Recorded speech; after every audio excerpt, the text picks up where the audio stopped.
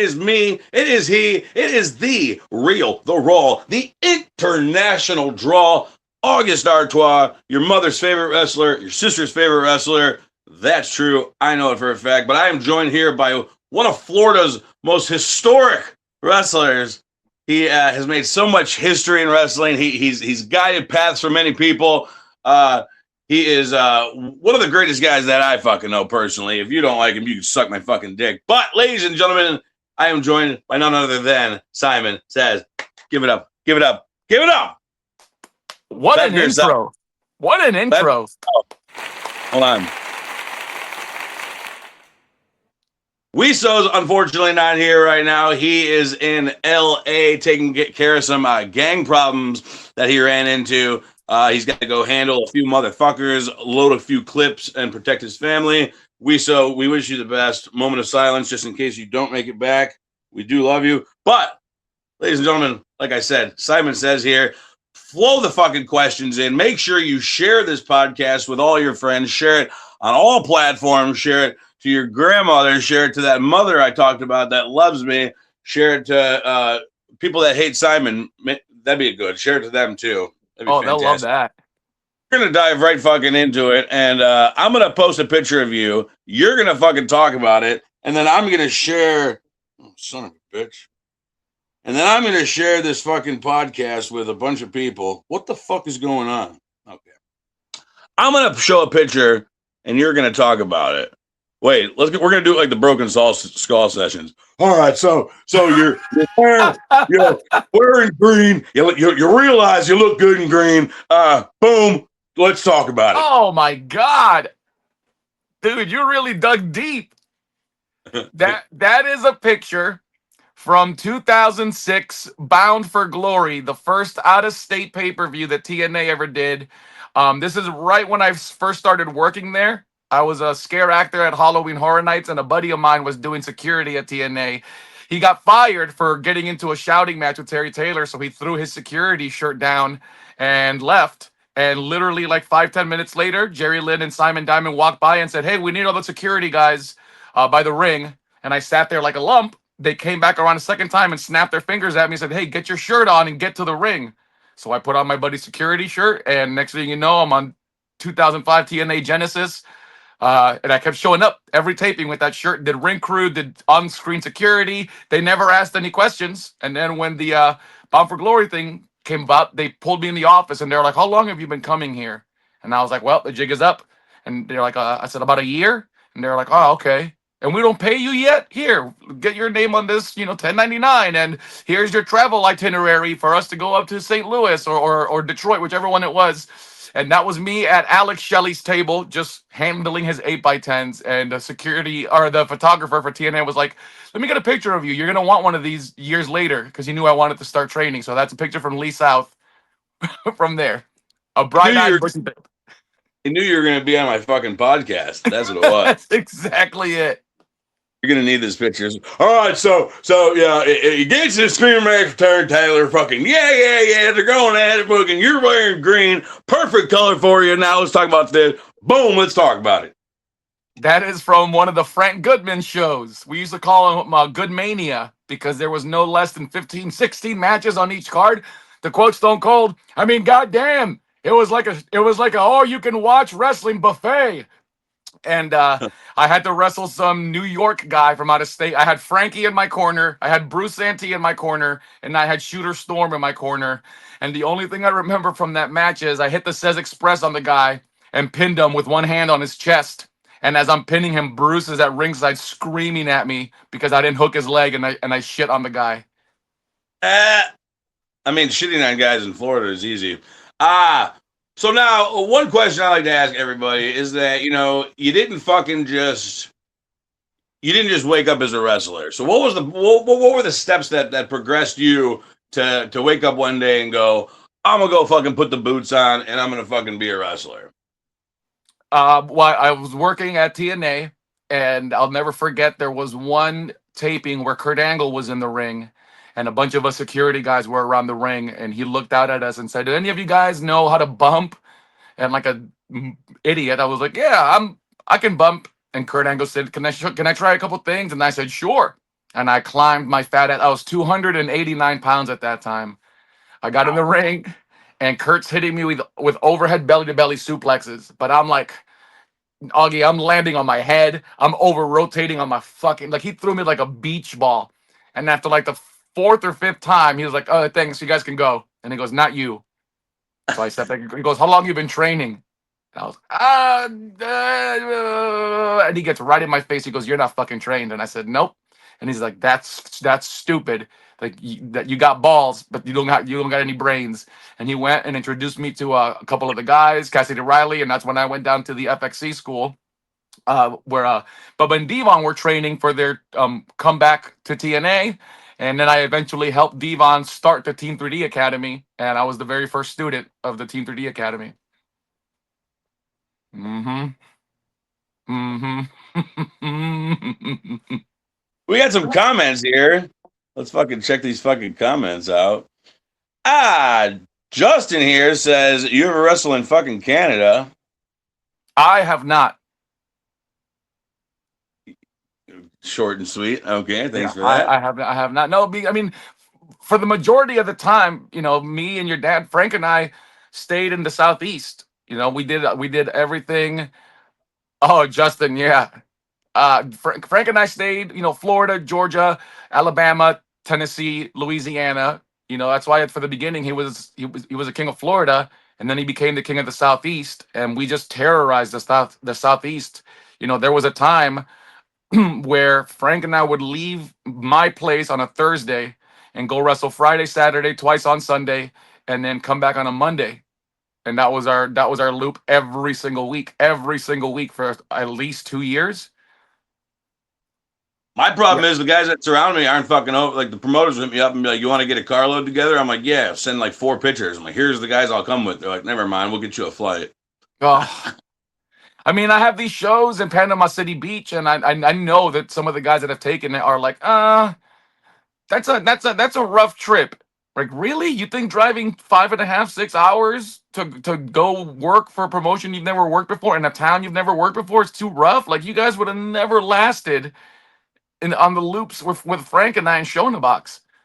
Yeah, I mean, I'm glad that I did it. I think the longest one I did was like an 18-hour round trip altogether, and that fucking sucked. There was 4 of us in the car. I think only one of us drove though, but yeah, that fucking sucked. So I mean, I'm glad I got it out of the way and did it, but I so much prefer fucking getting on a flight, fucking putting my head back for a couple of hours, and the next thing you know, I'm fucking there, and then I got a Yeah, hotel room.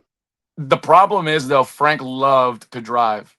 Like, Yeah. Frank loved. Fuck, you knew him as well as I. Windshield time, wheels down, one rolling bag away from stardom. Wheels, what would you say? Wheels up, or he'd put wheels up when he was leaving Florida. Then he Yep. put wheels down. He got to Wheels- Georgia. Yep. Wheels up, wheels down. Justin wants to know what you're collecting in the background. Justin, in the immediate background is my entire Palisades Jim Henson Muppets collection on the top shelf. That's every shelf there is Palisades Muppets. You can't really see, but at the very top of it is an entire Lego army with some Funko Pops and my Green Goblin statue. In the middle ones, there's all Ninja Turtle stuff, Shredder, Foot Soldiers, Krang, and then miscellaneous wrestling stuff. In the case here is where my Magneto helmets go, but they're not in there right now because I pulled them out to be repaired for stuff I'm doing next year. Well, I guess I should talk like Kermit the Frog then for the rest of the podcast. Oh my god! Fucking Neil Jones wants to know, where is Dijax? I don't know who the fuck Dijax is. I appreciate that though. Timmy Pup is watching. Hi, puppy dog. There's a new husky in England named Timmy Pup, named after me. That's fucking awesome. Shout out, Panda. Greetings from the UK. Adam Rag, what's up, brother? I meant, hello. What up? Fucking, cheerio. Cheerio. Hannah from the UK as well. We got a lot of viewers from the UK watching right now. Shout out everybody in the UK. It's fucking what, 7, 8, 9, 10, 11, 12, midnight over there. Go to fucking bed, you Thanks for staying up, guys. turds. All right, so let's fucking let's show this clip right here. I just want to show everybody, I'm guessing this might have been like right when you started wrestling or right before wrestling. This Sez downtown in Wall Street, the official videographer for Plaza Week.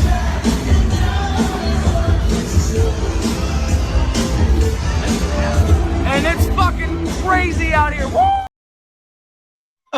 Woo! Yeah. Wow. Yeah, there was a big company in Orlando that threw on Plaza Ween in downtown, and they wanted someone that knew the entertainment business, but at the same time they wanted someone that was not afraid to defend themselves if people got crazy and stuff. So they were like, "Hey, will you take a camera around to all the drunk people, and if anyone gets rowdy, just drop them?" And I said, "Yeah, absolutely." Yeah, you use the camera to fucking Just knock their fucking teeth out with it. So let's go back to a picture here. You mentioned the great late Francisco Chiazzo. Talk about this picture here. oh, there's actually a fourth person in that picture. Augie, it's Shooter Storm is standing on the side of me, and we cropped him out when him and Frankie got heat. And then Frank loved this picture. I had a stable called the what was it? Sez Enterprises, and Frank had a stable called the Royal Family. And when they put us together, it was the Royal Empire. And they did a show before I took over Vintage Wrestling. The gimmick of Vintage was they took plays on WWE shows. So like Survivor Series was Survival Games, WrestleMania was Wrestle Brawl. So they did an In Your House, but they called it This Is Our House, and it was this picture of the three of us. Sense. And then And we used to roll up to shows dressed like that all the time. Oh man. yeah, you and Frank fucking rocking together now. Tell me the craziest story about you and fucking Francisco Chiazzo. One that won't get us in trouble on the podcast? I don't give a fuck. This is real and raw, not fake and flaw. Well, this picture here this is when we were the USWA Tag Team Champions for 5 years in Jacksonville. I think we lost them. I think we lost them twice and only had them gone for a show or two, but we held those belts for 5 years. Tell me a crazy story. I want to hear a crazy story. Everybody, all the viewers. Wait, we got a comment, and then I want to hit while you're thinking. Justin says, "You've worked a bunch of different positions in wrestling. What's your favorite part to play?" Ooh, look at Justin doing his fucking research on our guests here.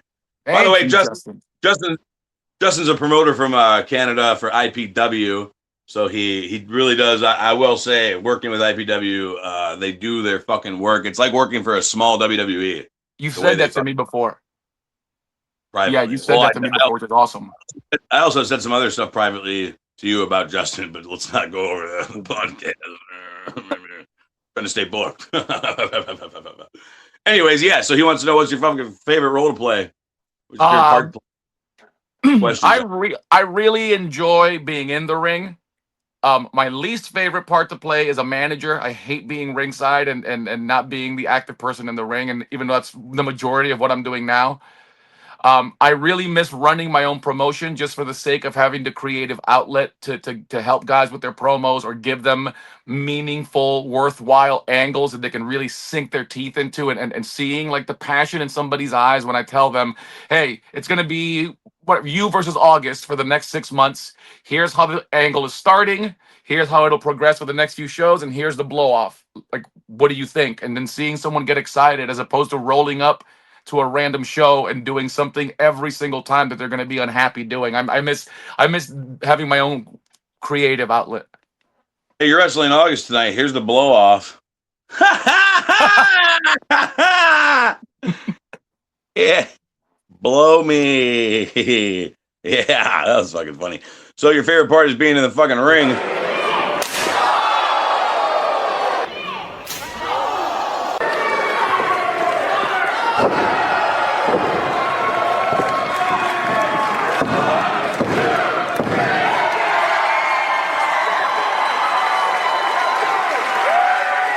Simon Sez successfully defends the Pro Wrestling Action All-Star Championship.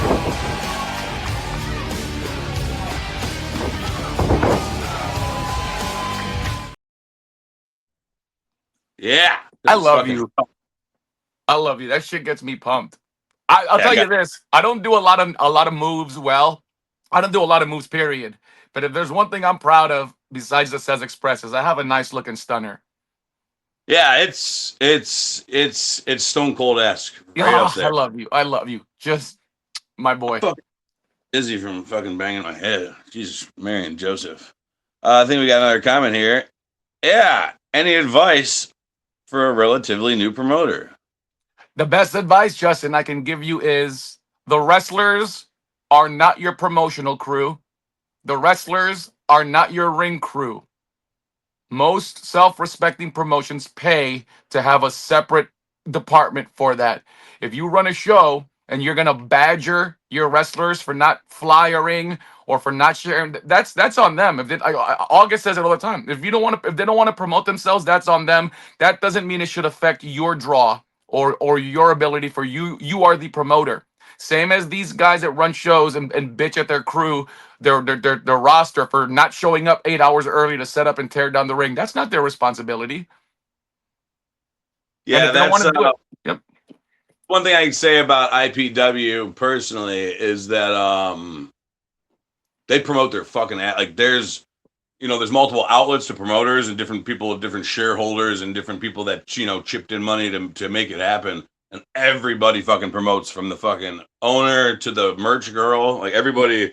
And then on top of that, like he stays on people about like cut a promo. And if you don't cut a promo, then like, cool, man, I hope you enjoyed this one show you were booked on, because he's not going to waste his time. You need content. You need fucking videos. And it's not just promos with your matches. It's fucking, they do a weekly show. So they need like, Yes. This is August Artois. You're watching the IPW fucking stupid idiot dumb face show. I mean, I'll tell you this. I mean, the footage is out there. Not to suck my own dick and not to brag. When I ran Vintage, we broke even one time, and that was our first show. And from then on, we made money. We may not have made a ton every time, but we were on TV. Bright House approached us, and at the end, before I stepped down because of all the politics, we had a Vintage Wrestling Presents Championship Wrestling from the Sunshine State every Saturday morning from 11 to 11:30, and we funded all that through the shows. We had a weekly show too called Chain Reaction. But the big part of it is also, don't forget what made you a fan, man. The word mark has become such an ugly word. Think about the stuff that you pop for. Think about the stories that interest you, and try to replicate that without obviously copying, step by step. There's things you can borrow from everything. But you can though. Like even my brother said, he's like, why don't you guys just go back and watch like an episode of like 98 Raw, and if that match fucking got the crowd going crazy, just do that exact same match from 98 Raw. No one's gonna fucking know. Yes, and also it doesn't all have to be Stone Cold, The Rock, Undertaker stuff. Hi, Nelson. Nelson said, "What's going on, fellas?" Hi, Nelson. Thanks for tuning in. Phoenix from Blackpool says, hello, Phoenix. How you doing? Oh, what's up? How you doing? How you doing there? What's up? How you doing? August Artois is big across the pond. I am. Here comes another fucking bloke from England. Joey over here. Mr. Joey, is taking my fucking seat in Tim's car. Someone talking sense in 2025. We must really be healing, he said. Ooh. Speaking of Tim, I assume you're talking about Tim Strange? Yeah. Dude, that's a guy, as much as I hate managing, that's a guy I wouldn't mind stepping in a corner and managing myself. Not only is he a great wrestler, but he's a great man. Yeah, and wonderful person, and a family man. I can't bend my finger down. What's the biggest issue you ever had to deal with as a promoter? Justin wants to know, because I guess it's fucking Q&A time already. You fucking idiots. Self-entitlement, pal. Self-entitlement from my roster. Self-entitlement from my partners. No. And you've only technically worked for me one time. Oh yeah, I got yelled at too. And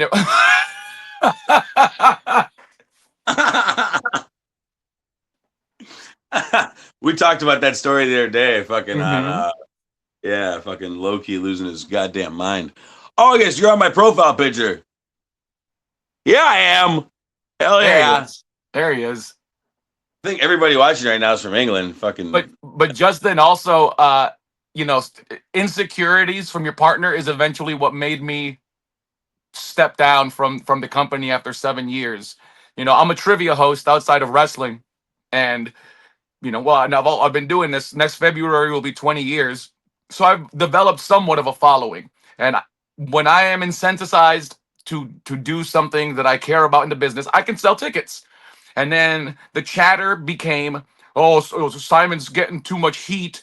It's all his trivia people out there. He's stealing everyone else's heat. So I turned me face. And then they be, oh, he's stealing everybody's pop. Blah, blah, blah, blah, blah. Oh, him and Frankie, of course, everyone just cares about them because they're the guys. And then, so I was, you know what? You do it. You do it. There you go.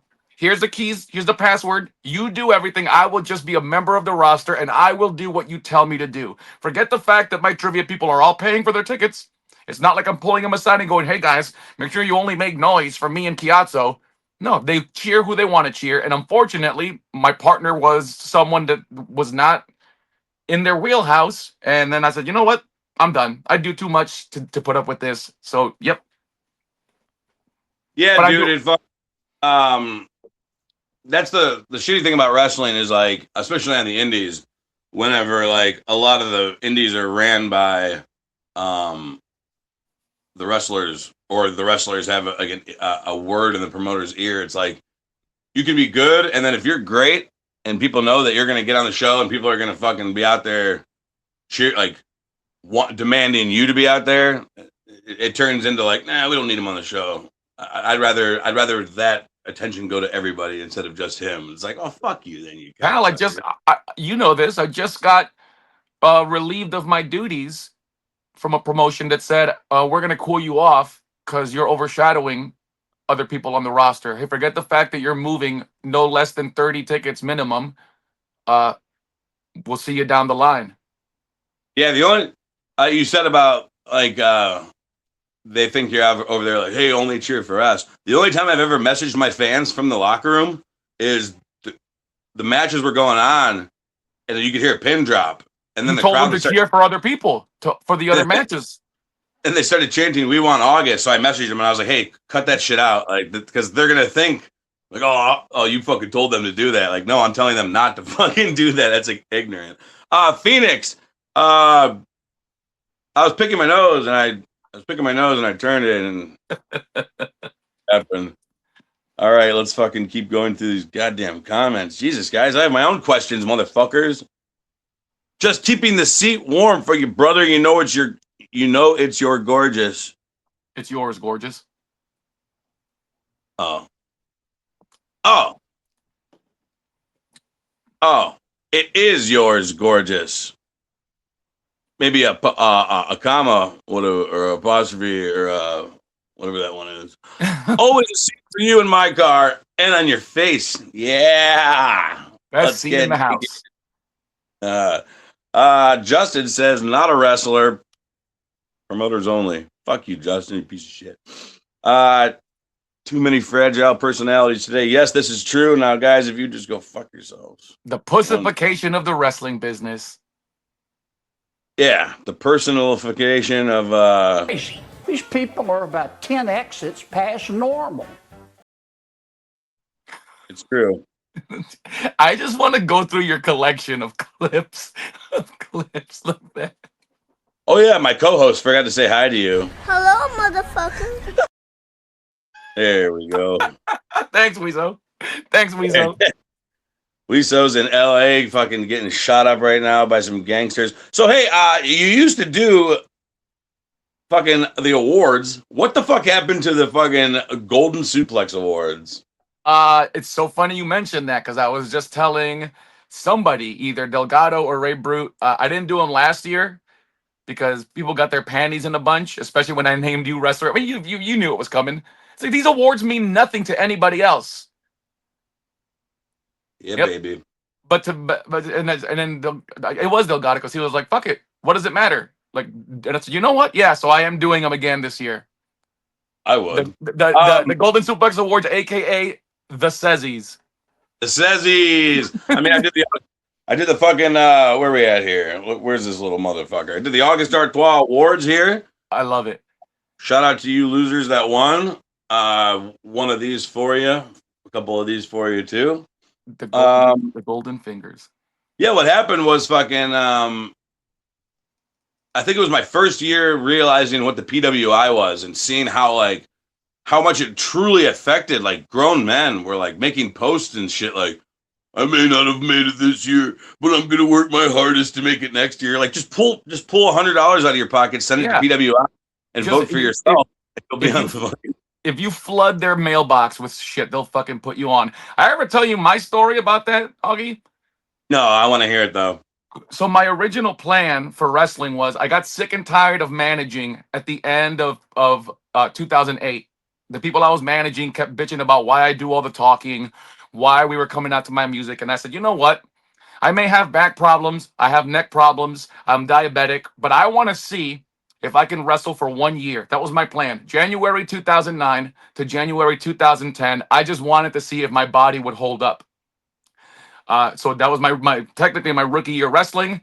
PWI came out that year, and like you said, grown men are losing their minds. They released number 400 to 500, and I was like, well, I never got my hopes up, but you know, people were upset. Then the next list comes out, and my phone starts blowing up. Hey, congratulations, congratulations! And I thought it was one. I thought your dad. I thought Frank was like, hey, fucking rib Simon and text him like that he got on. And nope, he I was named number 393 in the world without having ever sent a single thing, talked to anybody.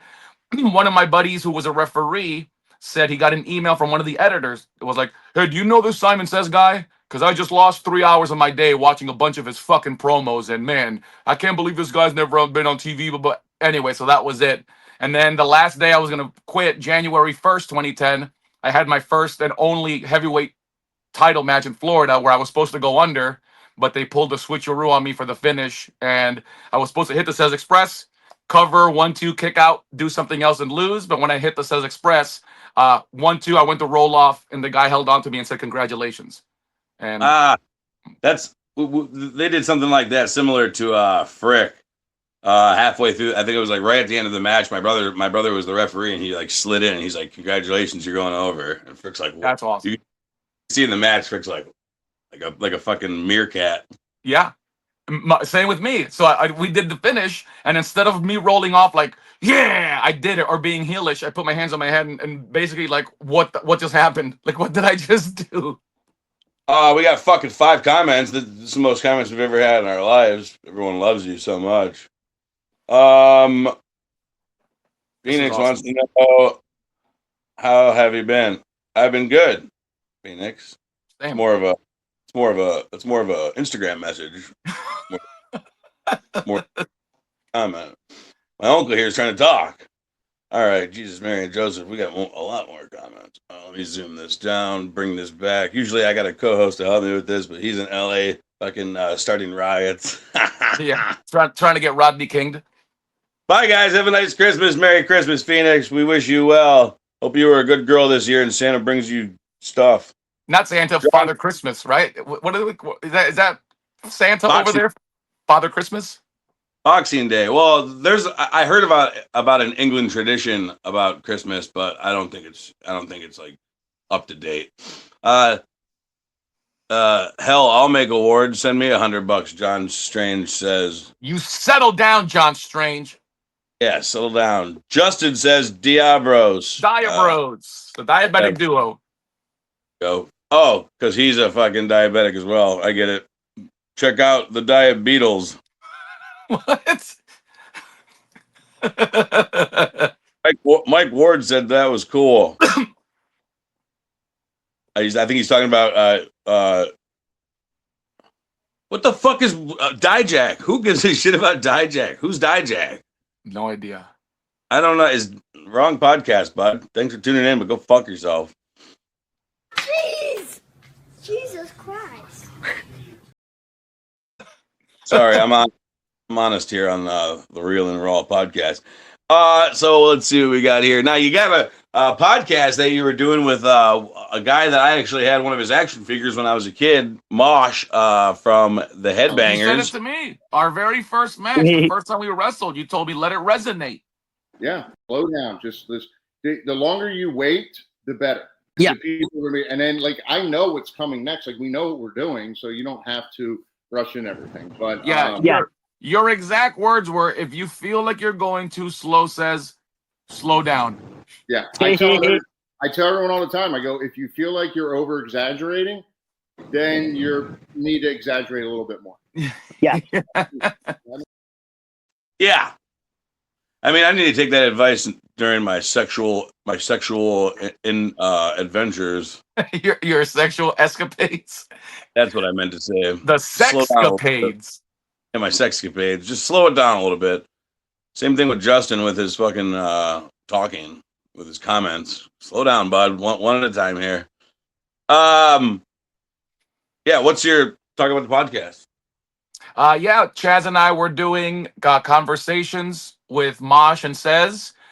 We wanted to do it not as like a typical wrestling podcast where you tell the same stories, or we didn't want to have a bunch of guests. It was literally just Mosh and I, Chaz and I, talking about everyday things. I was very fortunate that the Headbangers took a liking to me. Frank and I had a bunch of matches in Florida.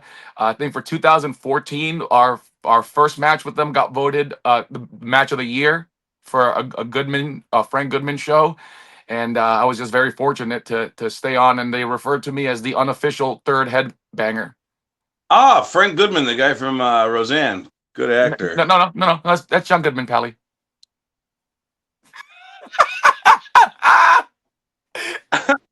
I didn't know he liked wrestling. Hey, I do want to ask you something real quick. Well, on your show, you are the most traveled guy in Florida right now, and you know the state of things in the scene here in the Sunshine State. Is there another scene in another state, or hell, in another country, that is comparable to the state of Florida, or are we just like the bottom of the barrel as far as egos that are undeserved? Oh, you're talking about shitty, like, I'm not in it personally, but I'd say Georgia's got a lot of fucking, a lot of tension and egos, and North Carolina as well. I think those are the bunched up. The three biggest. Like, I'm not really big on California wrestling, which, I mean, whatever. I'm not really big on the scene, but North Carolina, Georgia, and Florida, I think, have the strongest wrestling scenes. But at the same time, there's so many people fighting for positions in those three territories that, yeah, it's. I always hear. Anytime I go to those states, there's always like groups. This group's with that group, that group's with this group, and I stay out of it. I'm the guy from another state that travels to different countries. They don't talk to me anyways. Yeah, that's one thing Frank and I never did was cliques. We were our own clique. I'm like Frank in the locker room. Like, you walk into a locker room, there's everybody, and then you look around, and then there's me over there with a couple chairs and my fucking gear bag, and just leave me alone. Like, I'm not. I always explain to everybody, like, if you went bowling, would you go to every lane and be like, "What's up, brother?" Like, no, you wouldn't. We're all just here bowling, man. Like, we're not. You're not my fucking friend. Yeah. Yeah, we're not. We're all just bowlers. Just leave me alone, man. I'm very fortunate now though, because like I said, when I was wrestling full time, it was me and Frank everywhere. I don't think I can count on one hand and fill all the fingers any shows I did without Frankie. Well, Frank and I worked together for that 14-15 year period. But when I took my 5 years off and came back, I felt like I got sucked out of a time capsule, because suddenly all my regular friends were gone. Frank was in Tennessee. I was the old guy suddenly, but now it's even stranger in a good way, because now in the locker room I've got you to talk to, or Vice and Violence, Delgado, Puerto Rican Hound Dog, TJ and Damien, and it's nice to have those remnants, especially those remnants of Frank, and to know that they're not just hangers on trying to glad hand for a spot on any of the conventions that I book or any of that stuff. Yeah, because I mean, I'm your closest guy, and you never fucking booked me. So there goes to show you guys. Nope. I tried booking you for MegaCon last year, and I told you the dates for this year. Shut up, motherfucker. Anyways, you mentioned Frank. You and Frank used to tag team a lot, but you and Frank also have went at it a lot. I got a clip here. We talk about Spinebuster. Adonis uses that as a finishing maneuver. Adonis uses more. Now, real quick, before I finish this fucking clip, now, if there's any wrestlers watching, this is just a small bit of what psychology is in professional wrestling. Watch the dips and watch the dolphin effect into the finish. Maybe, Bam. you know, we talk about Spinebuster. Adonis uses that as a finishing maneuver. Adonis uses more of a go-down type power Spinebuster. That was more of a throw-down spike Spinebuster. Right. Again, it's interesting to see how people can really use certain maneuvers to get a pinfall victory. And some people, they don't have it just exactly crafted, but nonetheless, Kiatsu. Oh, look at that flatliner type maneuver right That'll there. do it. 2 and 3. Kiatsu walking away with the big victory on behalf of the Rampage Nation. This contest, Wow. he is the Need to find out the king name of that move. That Florida, was a very interesting maneuver. Francisco Kiatsu.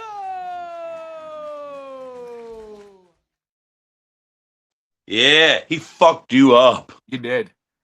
But like the little things in that, like if you just would have threw the line over and he just would have grabbed it, it wouldn't have been as the fact that he like ducked under and snapped his fucking head under and then snapped right away. If he would have done like grabbed it and then done a taunt, it would have killed that finish. But the fact that he snapped right away, but like, and then the little bit of like you kicking him up and then grabbing the fucking elbow, like here comes my fucking now it's my time for my finisher. Nope, I didn't get it. And the fact that he almost got it right before that, and the slow fucking like get up, motherfucker, get up, motherfucker. Like you were just talking about beforehand, like just take your fucking time. We know what's coming next. Just take your fucking time, get in there. I remember Frank's main, not critique, but the thing he pointed out after we had that match was that when he hooks me for the K5 the first time, I let him grab my arm and put it where as anyone else would have already raised their arm and like fed into position for it. But yeah, I made Frank grab my wrist and put it over. We need more Dijak. Shut up, Justin. Stop feeding into that fucking guy. Yeah. Joe said, "Fuck those guys." I'm behind on the comments, so I'm guessing he was talking about when we were talking about people that don't want you on the card because you outshine them. Justin said, "Have you had any wrestling related injuries? If so, we don't have a long enough podcast for that, bud." Yeah. Hold on. Having egos and clicks in this pantomime industry makes zero fucking sense. I mean, clicks isn't like you do have like, I mean, just like bowling, me and my guys wearing our purple shirts, the kings of the clubs, like we're a clique. That's my friends that I wrestle. That's the guy. Like Simon just said, I'll respect everybody in the locker room. I'll shake hands with everybody. I'm glad to have a conversation with everybody. But if you ask me to go sit down with somebody and have a conversation for the night, I'm gonna pick my clique, the people that I'm cool with. You're not cool with everybody in the locker room. So shut the fuck up, Joe, idiot. Kyle said finally made it on. What up, Kyle? Hi, Kyle. Is this the same Frank that trained you, August? The one and only. Stupid fucking question is that? You stupid idiot. Fuck. That match actually was also from our busiest loop time I was telling you about. We used to do that was for local TV called Rampage Pro Wrestling in Warner Robins, Georgia, and that was the last show on our loop. Every time we would do like Pell City, Alabama, and then go do like Gatlinburg, Tennessee, then come back down, do Monroe, Georgia, Villa Rica, Georgia, and then Warner Robins, Georgia, and then try to hit something in South Florida, somewhere in between there. But yeah, that was the first time I ever wrestled Frank one-on-one. And let's talk about. I was going to save this one for later. This is a 2.5 minute clip, so bear with me, folks. You're going to be watching this for a second here, but this is one of the most important matches in Simon Sez's fucking career. One of my favorite matches to watch. I clipped it up a little bit. Let's give it a shot.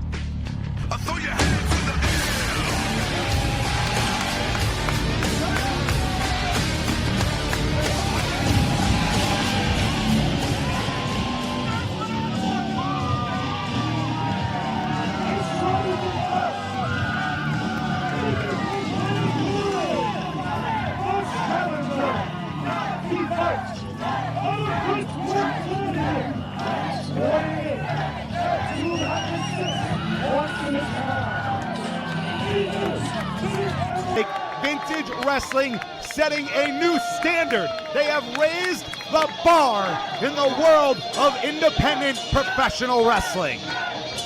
And again, Timothy, the king of Florida. He's been wrestling for 18 years. He's traveled the world, Puerto Rico, China, the Bahamas, the Dominican Republic. But this might be the most emotional encounter of Francisco Chiazzo's career.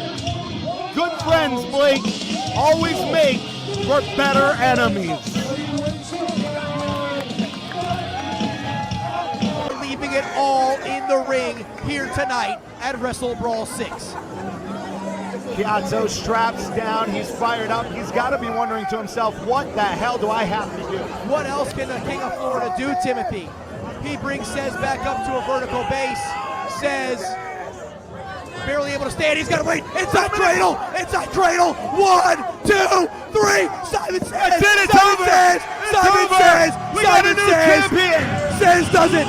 Sez doesn't. Simon Sez has won the vintage heavyweight title. And the King passes the torch to his best friend. And there's the embrace. The love is in the air. Simon Sez and Francisco Chiazzo. Sheer respect. The tears that are rolling down the cheeks of Simon Sez. That is not an act, ladies and gentlemen. That is not a work. That is not a gimmick. That is real. This is real, goddammit. What an emotional moment here at Wrestle Brawl 6.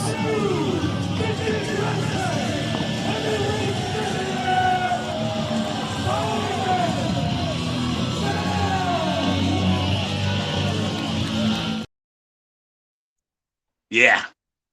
Heavy. That was awesome.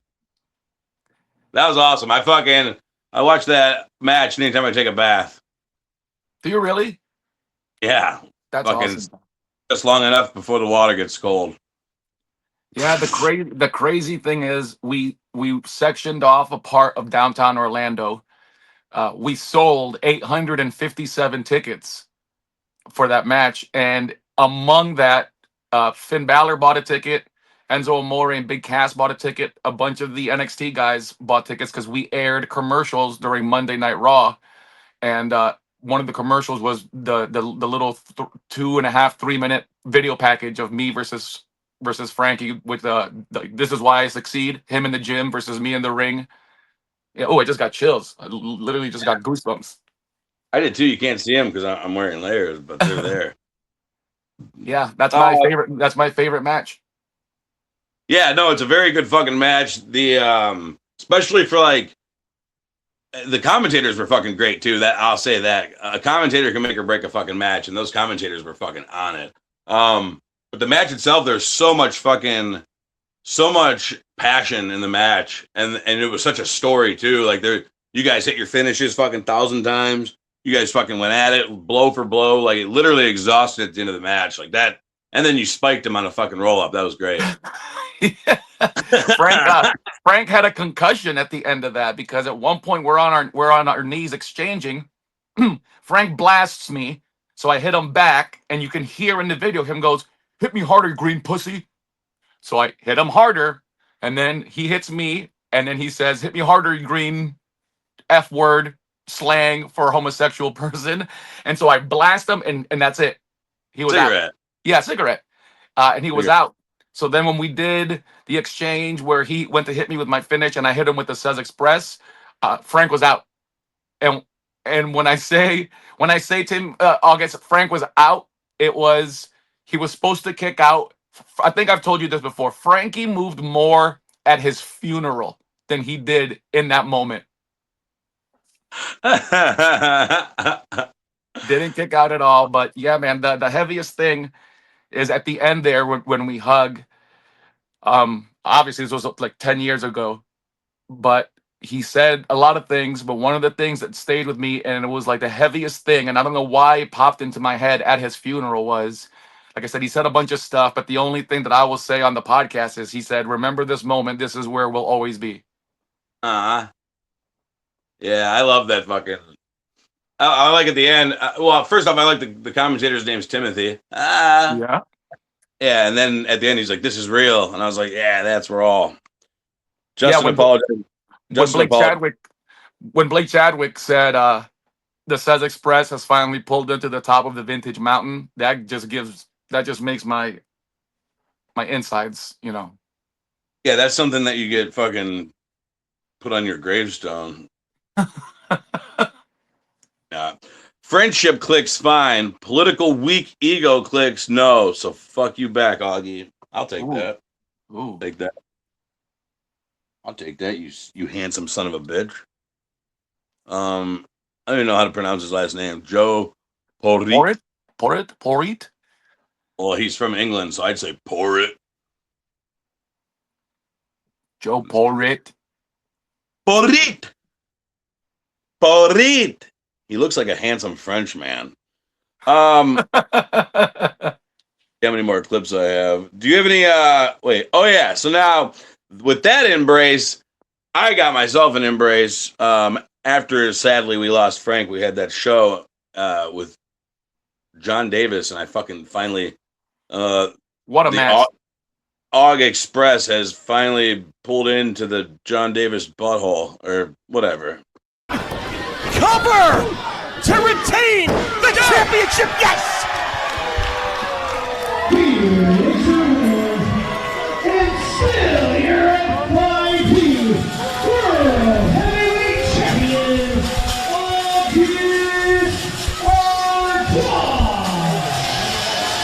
John Davis took the champ to the very limits here at the OCC Roadhouse, but perhaps with a little help from above, if not from Simon Sez, Artois retains the FIP World Heavyweight Champ in a manner only Francisco Chiazzo would approve of. No question there, Lenny. I guess we should have seen it coming. That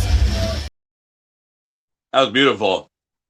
There's a picture from an angle where you see the light shining down. You mean shining up? What's the future hold for Simon Sez? Justin wants to know. Well, my original plan, this is breaking news, and I've only talked about this to 2 other people, but it's my boys' show, and I want to give them some content that's worthwhile. My plan right now is to be done with the wrestling business on my birthday, 2026, October 17th. And I mean, not just in ring. Like I know that my body's beat up now, and I never want to become a parody of myself. My biggest fear in wrestling has always been to have someone that's watched me for years be at a show and lean over to the person next to them and say, "Man, I wish you could have seen Simon when he could still go." So, if I can't be in the ring, I know I can't be around the business. So October 17th, no more wrestling, no more managing, no more promoting. I'm just going to be cheering my nephew, August, and Frankie's other kids from the other side of the guardrail. So there it is. You heard it here first. Yeah, I won't believe it till I see. You're going to be like Storm Thomas. You're going to have 15 retirements. Now, when I left the first time, I didn't say a word, and I was gone for 5 years. What are you, CM Punk? I should have made it 5 more. CM Sez. Kyle said, what? Yeah. He's not happy about that. We got some more motherfucking comments. Oh, geez. Joe with fucking dictionary. Great you had moments like this. I feel like they are more rare these days. What's your most emotional moment in wrestling, in ring or in the back? Well, the most emotional moment you saw was Frank hugging me, and then when he got down and bowed after I won the title was huge. The only thing that even comes close to it is the very last thing Frankie and I ever got to do in wrestling in front of a crowd was when he was my corner man when I wrestled Jerry the King Lawler. And when we got backstage, Lawler complimented me and Frankie's chemistry, and he looked me right in the eyes and said, "Simon, you remind me so much of Andy Kaufman." And Andy Kaufman was my fucking hero. So, yeah, I'm glad that the last thing Frank and I got to do in front of a crowd as a circle of disrespect was him in my corner for my dream match. That's beautiful. Kyle, Justin wants to know, September 5th, Canadian debut before retirement? I would be tickled green to do it, Justin. If you're serious, I would absolutely love it. I don't know if you're going to be allowed in Canada. Oh, yeah. We'll talk privately, Justin. I have a nefarious past. Oh, brother. That's awesome. Maddie, Thank you. Maddie says, "What?" Uncle says, "Maddie, check out my sweatshirt." And Yeah. tell the Digital Destroyer I said congratulations on the science project. Yeah, tell him I said the same thing too. Tell him I said awesome. So you won't stay involved in promoting commentary, or he said fucking no. He literally just said he's not going to. Why the fuck would you ask him again? Nope. What? 2026 is the Throw Your Hands in the Air tour. Throw your hands up in the air. Throw your hands up in the air. Book him, Justin Summers.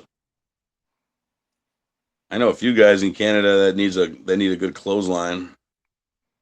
Did you see the Sez Express got to finally debut at FIP? Yeah. Couldn't happen to a better person either. And then I got Damien with it the next day. And we're already at almost an hour, and we haven't even gotten to trivia yet, but I think we're done with the About Me section of the night. Ladies and gentlemen, I think it's time to put on our trivia. Kyle, I hope you're ready with the trivia questions. But it's time to put on our trivia hats, or it's time to put on our thinking hats, because it's trivia time, but we can't get started until we hear that sound. Trivia.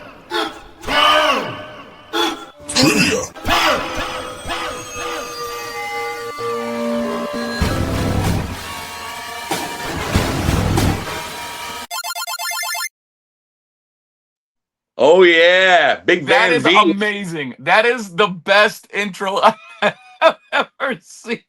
I need to steal that for my trivia shows. First fucking questions just for Simon. I got usually we do trivia, we try to base it around the person. So our first trivia question is a soup question. Probably the best known of Asian noodle soups, pho has attracted a large following in the West in the past few years. What meat generally goes into it? Into pho? Beef? Ding, ding, ding, ding, ding, ding, ding, ding. We have a winner. You are the right answer of the rightness. Yeah.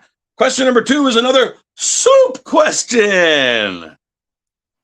Which chicken stock as a base and with chicken stock as a base and leeks as the main ingredient, kakaliki soup has become a signature dish of this country. Where can you find kakaliki soup readily on the menu? Is that Scottish? I'll give you a hint. Yes, I have wrestled there. Scotland. All right. 2 out of 2. Question number 3. It's also a soup question. Yes. Gazpacho is a cold soup made primarily from what? Originating in Spain, it is cold tomato soup. These questions are amazing, dude. 3 out of 3. That's fucking amazing. Kyle, do you have any fucking questions? Kyle usually does our trivia for us, but I wanted to get some. No, I love that. I love that. I love you. And I love you for giving me soup trivia. God damn. Fucking hell. Justin says Japan. Oh, he was guessing the soup. No, you were wrong. You're wrong. Scotland. I knew the answers were beef, Scotland, tomato. Have you had gazpacho, Augie? No, I'm not a fan of tomato soup unless it's like with a grill. That's fair. Yeah. Kyle, do you have any questions, or are you just going to leave us fucking hanging here, dude? I mean, it's trivia time. I think he's looking at the questions. I don't think he has them. Uh-oh. How about this? Oh, never mind. The question is, which former wrestler is known for his bleached blonde horseshoe mustache? Hogan? I'm going to go with Billy Graham. I mean, Hulk Hogan's technically a former wrestler too now at this point. Yeah, I mean, anybody. Yeah, they're all fucking former. Yeah, I'm going to go with superstar Billy Graham. Simon's going to go with Hulk Hogan. Kyle, give us that fucking answer.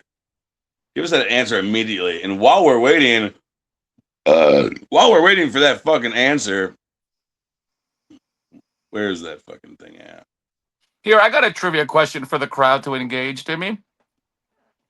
Kyle said Hulk Hogan. What an asshole. Justin said Hulk Hogan. What an asshole. Of The Undertaker's victories in his WrestleMania career, Only 3 of his victories did not come by pin or submission. Who were they against? Hard. Yeah, that's a toughie. I bet you Justin doesn't know. I would just have to say disqualification matches. Okay, one of them was a DQ. Yep. Only one of them? Mm-hmm. Yep, that's the DQ. WrestleMania 9 from Caesar's Palace. Me and Adam put our heads together on that one. Thanks, Adam. I appreciate it. Oh, by the way, guys, if you're watching on the August Artois page, make sure to send me stars. It counts as money, and it buys me stuff when I'm in Thailand. Oh, speaking of, since you were going to be on the podcast, and I make sure to put on my green elephant. I need those pants. I'll give them to you. What am I? Oh, I got a Horseman shirt on. I'll either give you, yeah, baby. Bam. I'll either give you these ones or I'll get you one in a couple days when I go back. I'm getting you. I know there's one thing I saw last time I was there that I'm going to get you when I'm there this time. It's going to be fucking epic. You're going to be like, "Oh my gosh." That's what you're going to be like. Oh my god. Oh my gosh. Justin said DQ. Yeah, I know, Justin. That's what we said. Simon said, or Maddie said, Simon has the plethora of knowledge. Yes, he fucking does. Justin said, Giant Gonzalez, stars for Ladyboy Fund. Oh boy. Anyway, hey, whatever, man. If you want to come with me, Justin, there's Ladyboys over there for you. All right, here's the answer to the other 2. Yep, Mark Henry is one in a casket match, and the other one is AJ Styles in the Boneyard match. Yeah. All right, Kyle, ask us one more, and then we're fucking done with trivia. I like the soup questions better. Yeah, those were amazing. I'm gonna have to steal some of those for my trivia show tomorrow night. I'll send you the link. There was 170 something questions, all soup related. 100 something soup questions? 170 something. Sign me up. Hey, National Soup Month is coming up, baby boy. Yeah. As of 2014, which character does former Dave Bautista play in the Marvel Cinematic Universe film franchise? Drax the Destroyer. Dijax the Destroyer. Oh my, what is that? What is that? I don't know, whatever that guy was commenting about, fucking weirdo. I'm just kidding. Thanks for tuning in. We appreciate you. Drax the Destroyer, fucking Adam said. Drax the Destroyer. Justin said the steroid Marvel guy. Oh boy. Justin said draw. Come on, Justin. Grow up. Grow up, Justin. All right, Kyle, one more fucking question. Make it a little bit harder. These ones suck. What animal was on that same movie? A raccoon. That question. That's a good one. What does I'm Groot mean?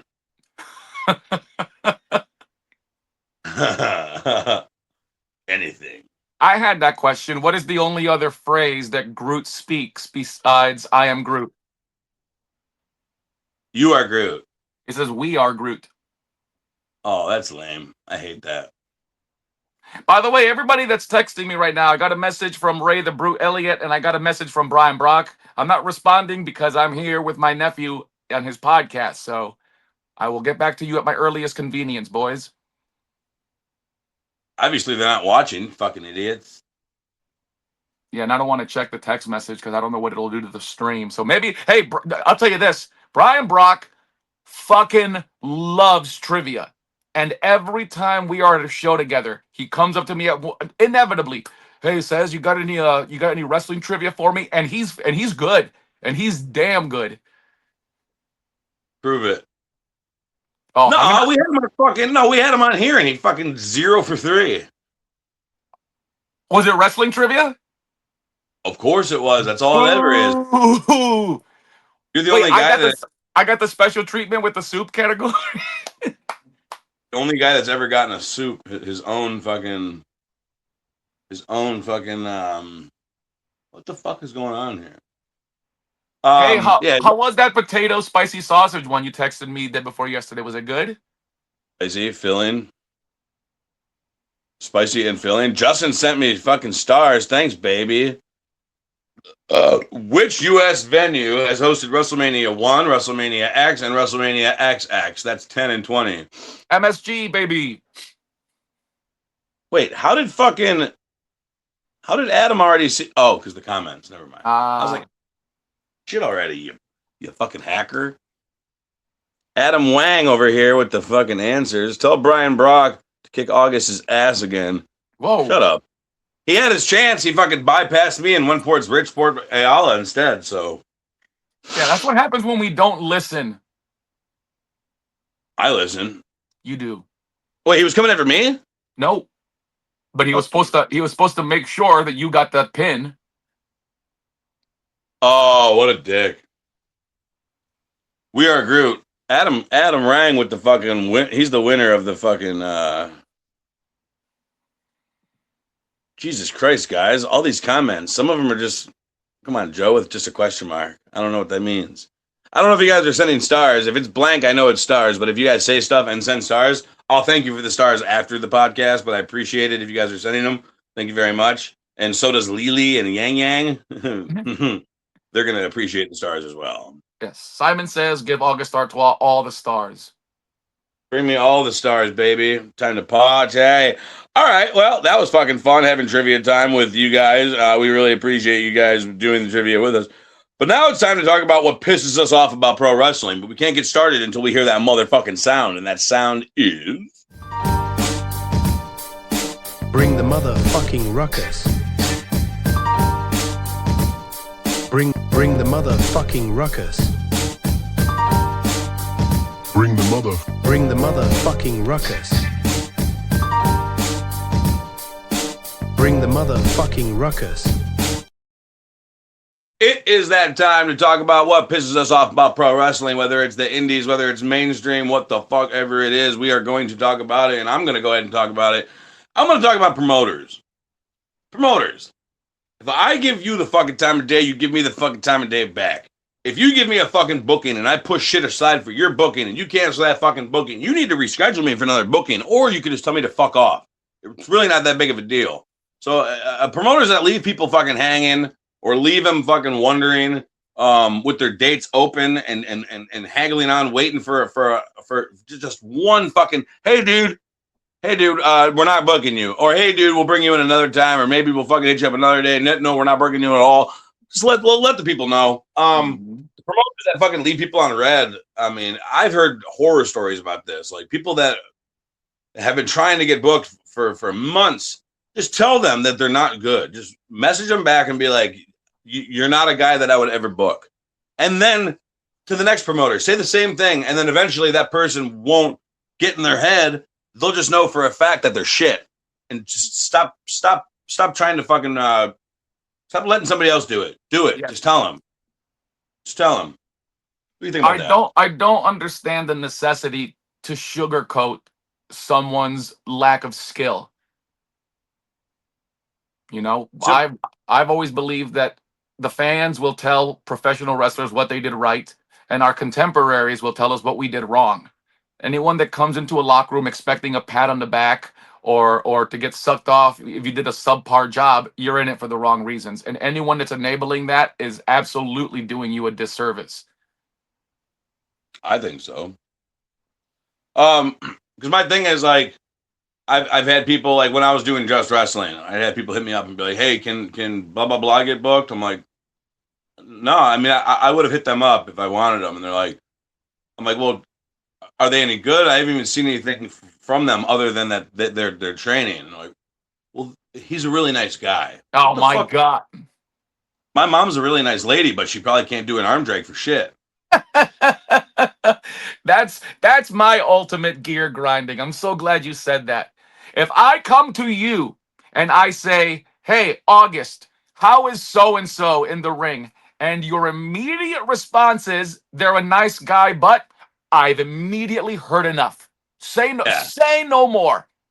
Hey, I want to book Tom, Dick, and Stanley. How is Tom in the ring? I mean, he's a nice guy, but yep, cool. Don't need him. Enough. I don't want to hear it. Or it's like, He just needs like an opportunity. Like, well, go get it from someone fucking else, dude. Like, this is especially for a lot of promoters that are putting a lot of money in for like production and fucking booking and getting the building and all that. Like, you want me to give this guy an opportunity to see if he's good? Fuck off, man.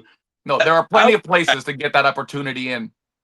I always tell guys, go have a practice match. Like, that's why Just Wrestling, you were there to witness it. Like, Just Wrestling is so special because those guys were in there killing themselves for no money. No, like, I mean, including myself, nobody was getting paid. We were just going out there because of the camaraderie. Like, go have a match like that. Have a few matches like that to build your confidence. Then, and videotape those. And then send them to a promoter and be like, this is me fucking, this is how I work full speed. Like, boom, this is me, bam. Now put me in front of a crowd and see what we do. Yeah, You know? I mean, I can say from experience when I was running, the number of video resumes, Augie, that I would get of, oh, here's me in my super cool gear, and here's some fancily edited clips of me jumping off the top rope. No, is there a clip of you selling? Is there? Ain't nobody got time for that.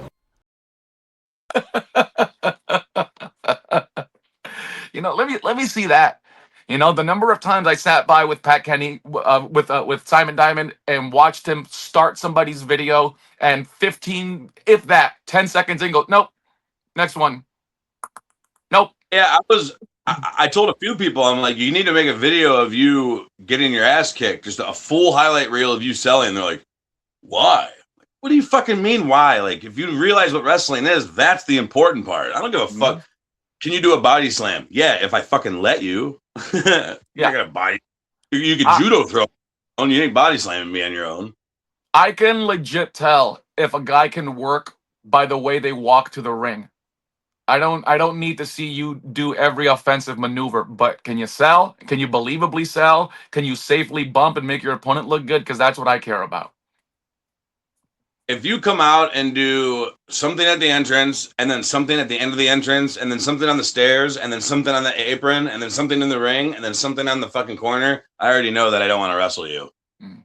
Fucking idiot. Just go to the ring, do your pose. That's enough. If you need, grab the microphone and cut a promo if you fucking can. But you know what also is surprising to me, Timmy, that how many people don't understand the importance of a pose. I just went over this with TJ and Damien. When Frank and I, and especially when we added Stormy, we had a routine where we would walk out a couple steps like you do, stop, Stormy in the middle, she would blow her kiss, I would do my pose, and Frank would do his fist, then coffee and donuts around the ring. On the apron, same thing, Stormy, me, and that's where Frank would boom, and we would hold the pose for a second for people to take pictures or for a hard cam shot. Like, how many guys don't care about that or don't even know where the cameras are? But like, I know 90% of the guys from being in the locker room, these guys aren't doing it for the crowd. They're like, bro, this match is gonna be so good. Like, who? What? Why are you saying that before you go out there? It's a fucking job. Do you go clock in at fucking Home Depot and go like, oh, this shit is gonna be so fucking good. I'm gonna kill this shit. Like, no, you're just gonna go. I'm gonna stock the fuck out of these shelves. Yeah, just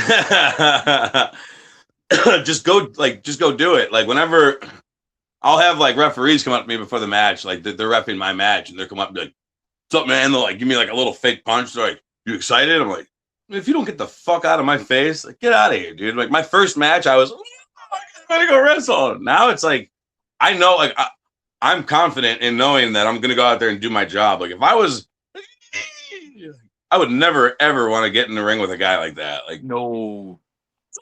Like, go wrestle someone else, because I know for a fact you being excited. You're not that guy, pal. Trust me. You're not that guy. Okay. You are not that guy, pal. Nope. Trust me. Weeso isn't here, but we got a message from a fan. Fuck you, Weeso.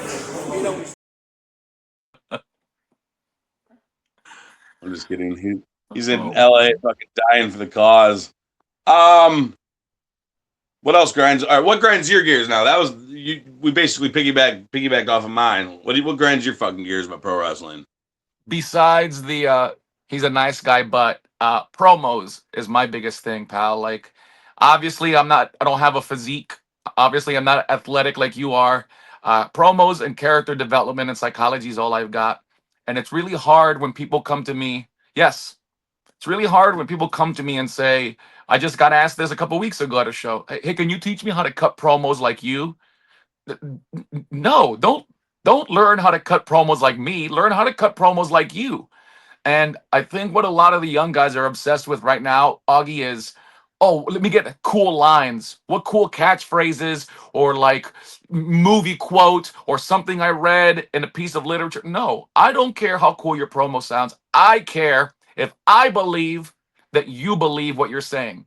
As long as you speak with conviction, I don't care if it's a 20-second promo or a 5-minute promo. If you come up there and go, I'm wrestling August Artois, and August, I'm here to tell you that I am the best. And you and I, when we wrestle, I'm going to pin you 1, 2, 3. And that's because I'm better than you. You know? Whereas, like, December 6th at the RCW Military Foundation, I'm going to beat you. yes. Whereas opposed, like, he could cut the most ridiculous promo. The exercise I always tell guys is cut a promo on how much you hate bananas. If you can make me believe, you know, fuck, I hate bananas. Just the thought of the slimy, greasy peel makes the hair on the back of my neck stand up. And I'm here to tell you on the Real and Raw podcast, the next show I show up to, any locker room I'm in, if I see a single peel among the crowd, I will not be held responsible for my actions. And it's the most ridiculous thing. But if you can make me, oh shit, maybe this guy, maybe he's alert. Maybe that's why he wears green. He hates bananas so much. He only likes ripe banana or unripe bananas. Let's watch a Simon Sez promo. The thing is, it's harder. Hey, Simon. You got no. Simon, this your camera guy, right? Simon, say what you have to say, because Sunday there's no more talking. Who the hell do you think you are? You show up to my place of business and you ambush me on my stage, and you got a lot of nerve. You got a lot of nerve. But that's been well established. You want me to sign this? This isn't just a contract, Jason. You don't understand. This is a death warrant for you. I gave you every opportunity to ride away. You got kids? Well, now guess what? Screw your kids. And screw you. And screw me. Because on Sunday, it's coming all out, baby. Every ounce of violent venom that I got in my body. I'm going to beat you from pillar to post. I've been punched, I've been kicked, I've been slammed and stabbed and dropped on everything you can name. There's nothing you can do to me that no one has done before. No one has done before. You want me to sign this? Realize what you're asking for. That's what you wanted? It's signed?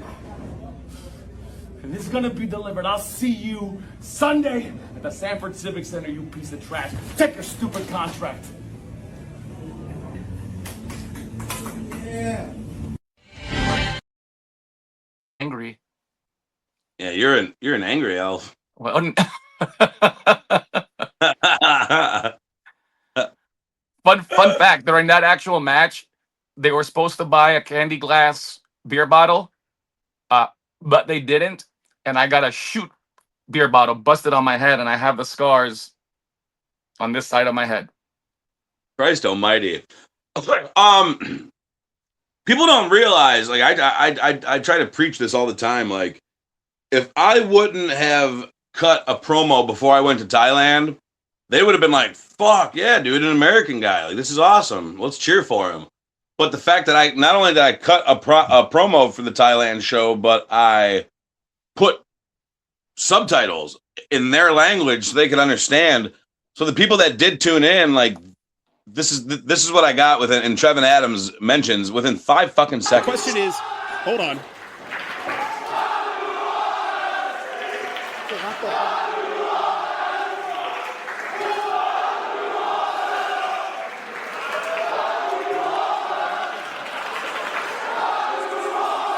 Well, it's good to know certain sayings transcend international boundaries, if you will.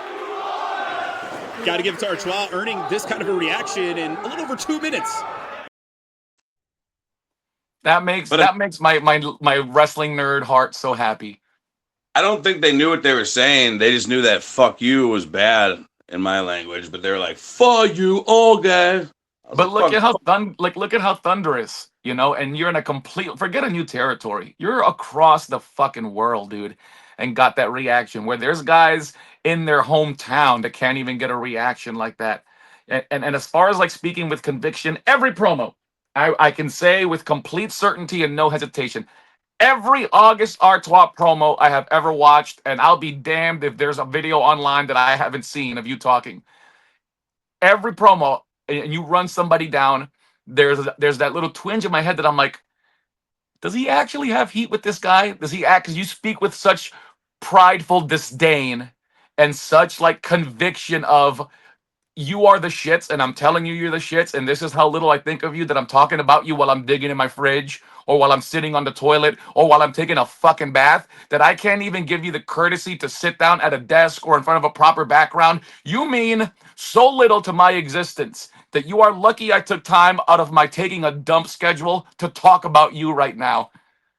And that's the conviction you can't fucking teach somebody. Like that's what.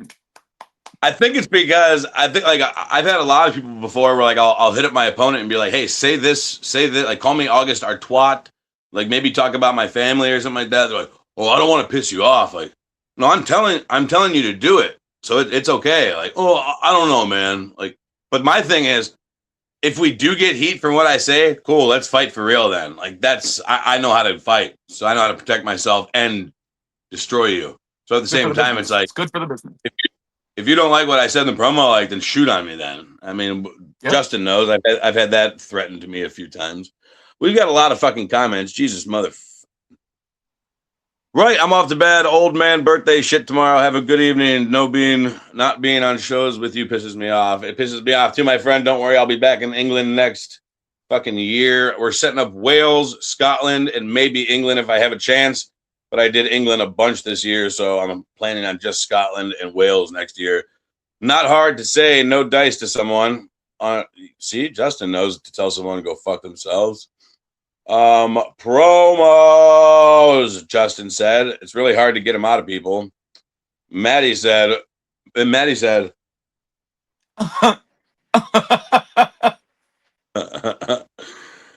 rather a shitty fucking promo than no promo. That way we can at least advertise on ridiculous. That's fucking true. And shitty promo. Don't worry, Justin, that segment's still coming. Jesus Christ. Justin, thank you for sending all those fucking stars. What a guy. I'm bringing a bananas for bananas, Kyle. No bananas. Justin said, decent promo, the one of you on stage. Justin said, fuck you, August. Yeah, hey, you know what? Even that. Justin,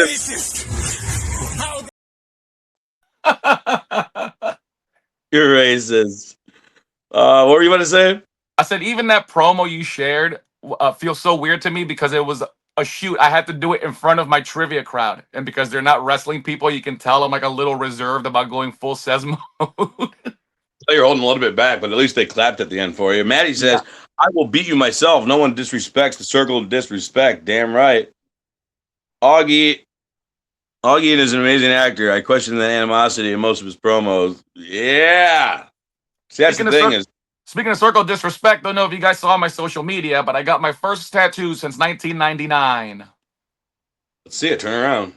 Oh, it's on my leg, but I'll post a picture of it in the comments. Yeah. There we go. Post it in the comments, ladies and gentlemen. You can tune in later and see those. Yeah, that's one thing Devin Diaz said the other day. He's like, bro, do you see all these promos? He's like, can you fucking talk? Like, that's a question to ask. Like, there's other ways to cut a promo without making yourself look like a fucking idiot. If you can't talk, don't talk. There's other ways to cut promos. You could do a vignette. You could do just walk through, just pictures, don't like you can make yourself look like a fucking idiot by cutting a promo if you can't cut a promo. So same thing with wrestling moves. Like if play to your strengths. I'm not getting up there and doing a Hurricanrana or a 450 splash. So I'm going to work to my strengths and do what I can do that to my best of my ability. Fucking idiots. But now I think it's time. Yeah, it's time. It's time. It's not Vader time. It's time to watch shitty promos, but we can't get started on watching shitty promos until we hear that sound. Hey, August, can you play that sound? Yeah, sure, I got you. Okay, thanks. This is shit. That's shit. Shitty promo of the week. I'm way too excited for this. We're gonna get started with my favorite promo. Everyone knows this promo. If you're a frequent viewer of Real and Raw, you've seen it before. But this is my favorite, and I love Jeff it. Munson here. You like watching people get fucked for free? Watch me fuck up Mark Kerr for free on DonKingTV.com live Saturday, September 27th, 9 p.m. Eastern Time. DonKingTV.com. I'm going to fuck him up. I'm going to fuck him up. I'm going to put these hands right around his face and beat his ass. You watch this live for free, DonKingTV.com. Yep. You like watching people get fucked for free? I do. Oh, what did we just watch? So, shout out Somper Song. He might be in the comment section, actually. No, he's not there yet. Still hoping Mark Kerr gets royalties from this. He's not. I'm not sharing my shit. My buddy Somper Song from Thailand, he's learning English. I'm learning Thai. And he wanted me to send him that video so he can practice it word for word so he can make a video for me when I get to Thailand. So he's going to be in a Thai accent. He's going to be like, you like watching people get fucked for free? Wow. Yeah. Wow. Right out the gate. What's your fucking, like, what's your best advice on promos? Besides speak with conviction, if you need to cuss to get your message across, then you have no business talking. I've said this to a few people. With all due respect to everybody's fandom, anybody that tells me that MJF is the best heel in the business right now automatically loses credibility with me. Because anybody can get heat by cussing or flipping children off at autograph signings or splashing drinks in people's faces. Like, you know, to come out, for example, at a show in Alabama and grab the mic and say, hey, Alabama, jingle your tractor keys if you're here to have a good time, and make them mad that way. Or like at a retirement home by a show of canes. How many people came to see Simon Sez? I know you people don't have long, so please make it snappy. You know, but if you come on and go, fuck you people are idiots, you know. Well, I feel you're kind of calling me out a little bit. Nope, because you don't need to do that stuff to get over it. The crowd just vibes with you for it now because they know that's your personality. Same with Stone Cold Steve Austin. Austin didn't need to cuss, but he did it because that's what the crowd related to with him, and that's what they relate to you and your character. That's true. I was at a fucking, you know how they have pre-show meetings. One of the promoters were like, all right, everybody, no middle fingers, no swearing. And then he like looked over at me. He's like, except for August. He goes, that's his shit and he makes it work. Like, I always explain to people, when I use my middle finger, for other guys, it's like, fuck you, you piece of shit. I'll kill you and your family. Like, that's how they're taking it. When I do it, it's like, yeah. So, I mean, but then again, like I got these at my merch table now, thanks to Maddie. Little That's amazing. Little squeaky ducks with the middle finger up. I don't know if you guys can see the middle finger up. There we go. I want one of those. And then these as well. Oh my God. Yeah, but see, like I said, you're not doing it for gratuitous heat. Like that's part of you now. And then shout out to Maddie's son as well. The Digital Destroyer made me this. Oh, yes. Yes. Middle finger with sunglasses on. Yeah. So like if little kids, like when I come out in England, as soon as I come out, every little kid's middle finger's in my face. So like I agree. Now that you've explained it, I agree. Like if that's all you've got and they're not taking it, like if you're flipping people off and the promoter's getting mad that you're doing it the wrong way. And if it's not like everyone knows like that's, oh, fuck, hold on a second. Let me show these ones too. Let me see if I can find them. Well, the big thing I was gonna say is the character thing. If you are a wrestling heel whose persona is I'm a purebred athlete and I'm the only purebred athlete on this roster, and I'm gonna make the people mad by telling them I'm better than them, and then you go out flipping middle fingers, it's like what does that have to do with your persona? As opposed to real and raw August Artois, whose persona is I'm gonna get in your face, I'm gonna tell you how I feel, I'm unapologetically me, so take it or leave it. I'm not gonna lose sleep over it. Then that fits with the persona. Oh yes, Yeah. Thanks, yes. man. Oh, they're green for you. Oh baby, dude, those are Wait, amazing. where's the one at? Yeah, they're changing. And then, oh, it's party time. Oh, thanks, Maddie. We shut them off. I look pretty cool. I I look was like gonna one of those. say Yeah, I look pretty cool. We look like twins. we do. We can't have that much handsomeness on the podcast. I think the whole computer will, whole internet will shut down. I Let's gotta get see rid it. of this. This has to go. Oh yeah, I think so too. Yeah. I don't know whether to fucking give you a hug or fucking give you some change. Simon looks Fucking like he's having trouble at home. Justin said cheap heat. I completely agree, Justin, unless you're me. See, like like Justin can agree firsthand, he's seen it happen. Like I came out and got so much fucking heat with the IPW Canada fans that like, and it was like in good fun.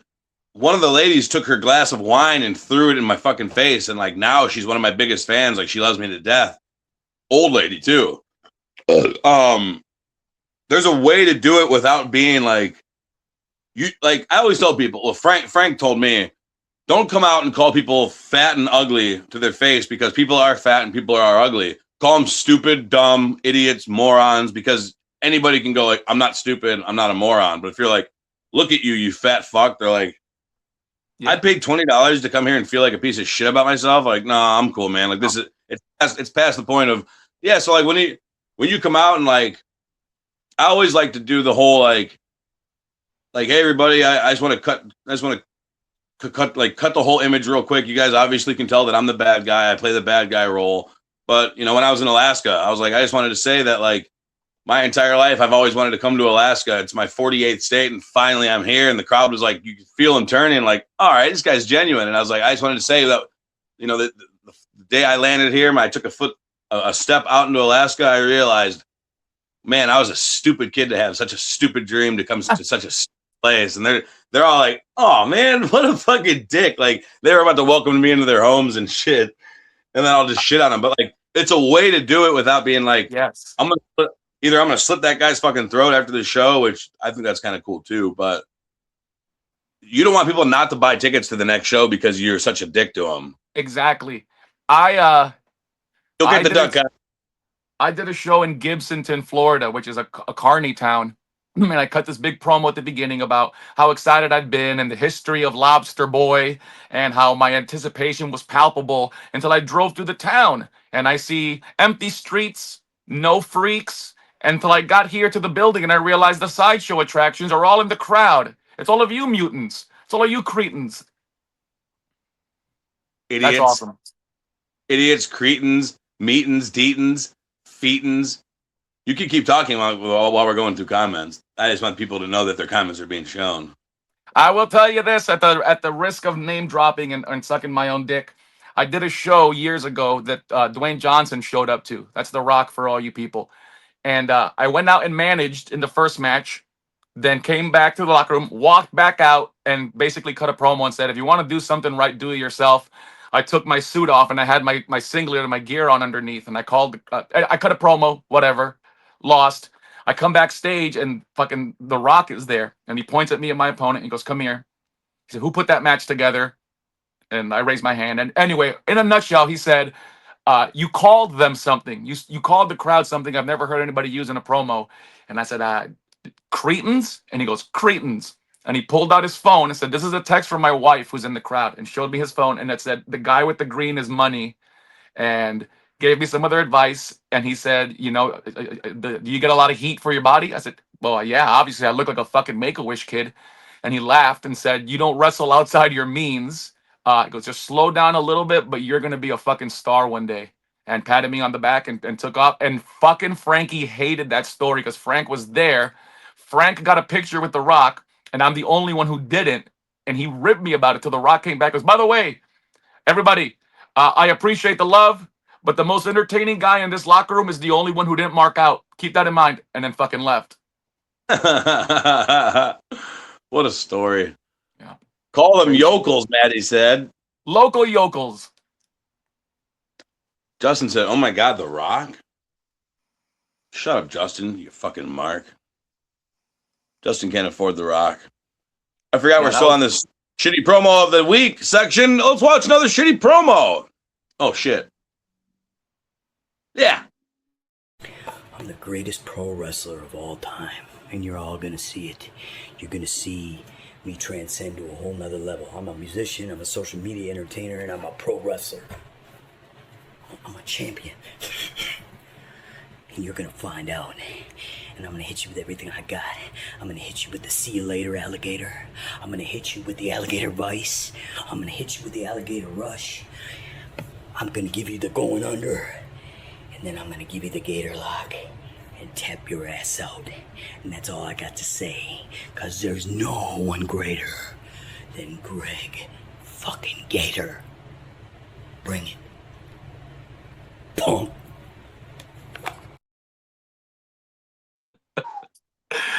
I couldn't stop staring at his prison mic bandana from The Office. It must suck to be that dumb. What an idiot. Yeah. You got a good life here. You got a good life. Good life. Good life.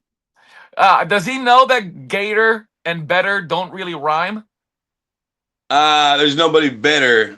There's nobody better than Greg fucking Gator. Hey, rhymes. I feel like he's cheating on his girl. How soft he's speaking. Oh, in the back. Yeah, he's like, "Babe, I'll be right back. I'm gonna go take a poop." And he cut that promo. Yeah, I gotta go do something real quick. Let me tell you something. Oh shit, that scared the hell out of me. The fucking sprinklers outside just turned on, and I thought it was the snake coming back to get revenge. I found a rattlesnake outside my window, and it scared the fuck out of me. Wait, for real? Like a baby rattlesnake. Those things don't know when to pump venom. They just when babies bite you, they just push as much venom as they can into you. Jesus. So like the adults will be like, there's a little venom. There's a little bit, motherfucker. The babies are just like, ah. Here you go, you idiots. Let's watch another shitty promo. Seth Rollins, I'm coming for you, boy. And I'm coming hard. Thank you. I don't care. You come in my face, I'm gonna fight you. Brutus, take a look at this. Brutus, this is incredible. What a package. Well, you're not gonna bust a nut anytime we're in the ring. After I beat you and satisfy all the Hulkamaniacs, I'm gonna get off by cranking your knob just a little beyond the breaking point. But I want it too, and I had to fight inch for inch to get this, and I'm not about to lay down on my back and let someone cover me. I thank you very much. We're going to be right back. I'm going to have to apologize ahead of time because I'm going to stretch his ass like it's never been stretched before. And now the Warrior's down on his knees. But this one... What a collection. Wow. Some of those are just so fucking, to me, like, you could see on, especially like Brock's face. As soon as he said it, he was like, fuck. Whoops. Yeah. I'm a man and you're a boy, and I'm a man who likes to play with little boys. What? Is that a you promo? That's a version of the Kurt Angle promo he cut on Rey Mysterio.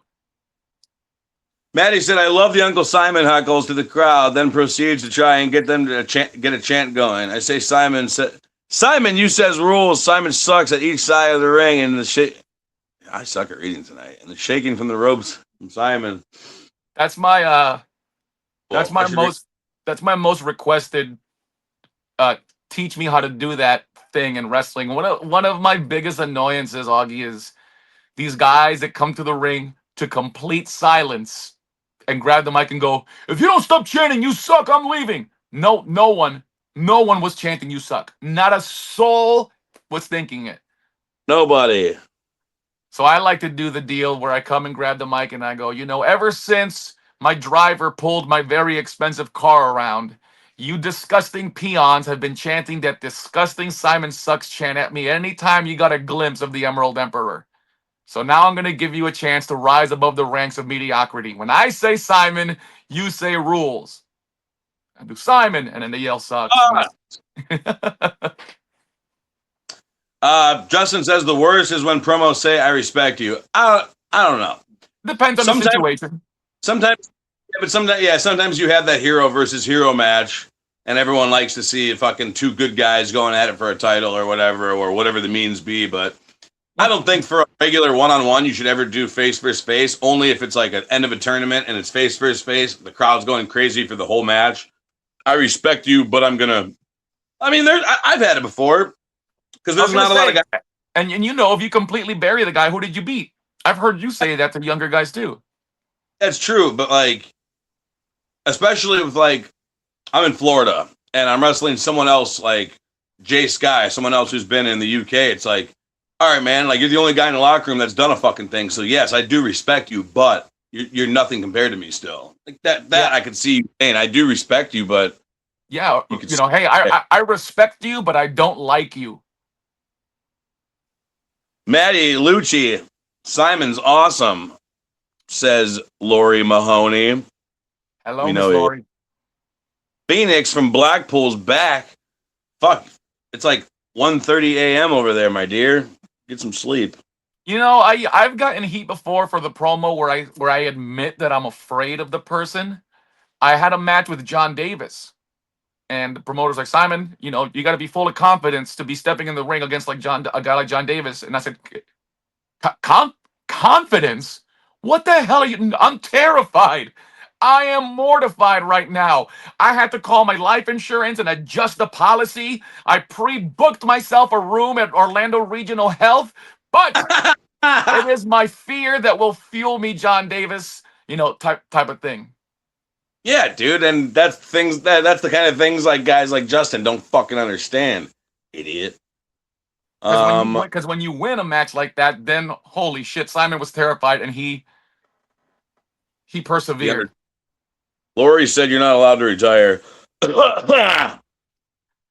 Maddie said she's reminding everybody that you're retiring on your birthday. All right, let's watch some more. The swerve will be I hit the ring and cut the Ric Flair promo.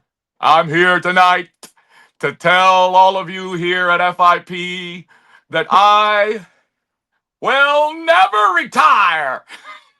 Ever. Let's watch some more shitty promos. Right now to be the first man to declare at the Royal Rumble match. You think I did damage last year? Wait till you see what I do this year. WrestleMania 30, right here in the Silverdome. I can't believe I'm the special host here for WrestleMania. I'm sorry, it is the Superdome, brothers. There you go. You can wear any Halloween costume you want to, but you know and I know that you're only half the man that I am, and I have half the brain that you do. But week after week, they tried to make me look like a jackass. Moral of the story? Less for them, more for me. Did it ever occur to you, Big Show, that not everybody feels the same way about Thanksgiving as you do? Me? I hate it, because I never had no Thanksgiving. Since you're inviting everybody, I'm just gonna go on ahead and invite myself. Why don't you give me some of this turkey? Some of them mashed potatoes. Let me get some of them peas. I had peas before. Rick, you're too damn selfish, and that's why you're sitting there with a bad leg, and that's why I kicked your leg out of your leg. Oh, and dude, let me tell you this real quick. I love you. I love you. Absolutely. I would take a fucking bullet for you. You are ingrained into my soul. If nothing in this world could have solidified it to me in front of your viewing audience, it's the fucking fact that on the episode you had your uncle Simon Says John Buelas on, you played one of my favorite and most obscure lines in wrestling history in the hundreds of years. The fact that you played Luther Reigns saying, "I've had peas before." That's so deep. Wow. Fuck was he even going? So like, Dude, just go out there and have fun. Pal, I say I've had peas before all the time because it's such a ridiculously stupid line. I've had peas before. He was going for like I've never had peas before, stating like why he wants them. More comments. Holy son of a bitch. Good engagement. Lori said she's not accepting that you're fucking leaving. Hope everyone has a lovely Christmas. Thank you, Hannah, all the way from England. Thank you, Hannah. All should bow down to the Emerald Empire, not me. Fucking trying to get me in for months now. Sid's promos rule, except for that one, bud.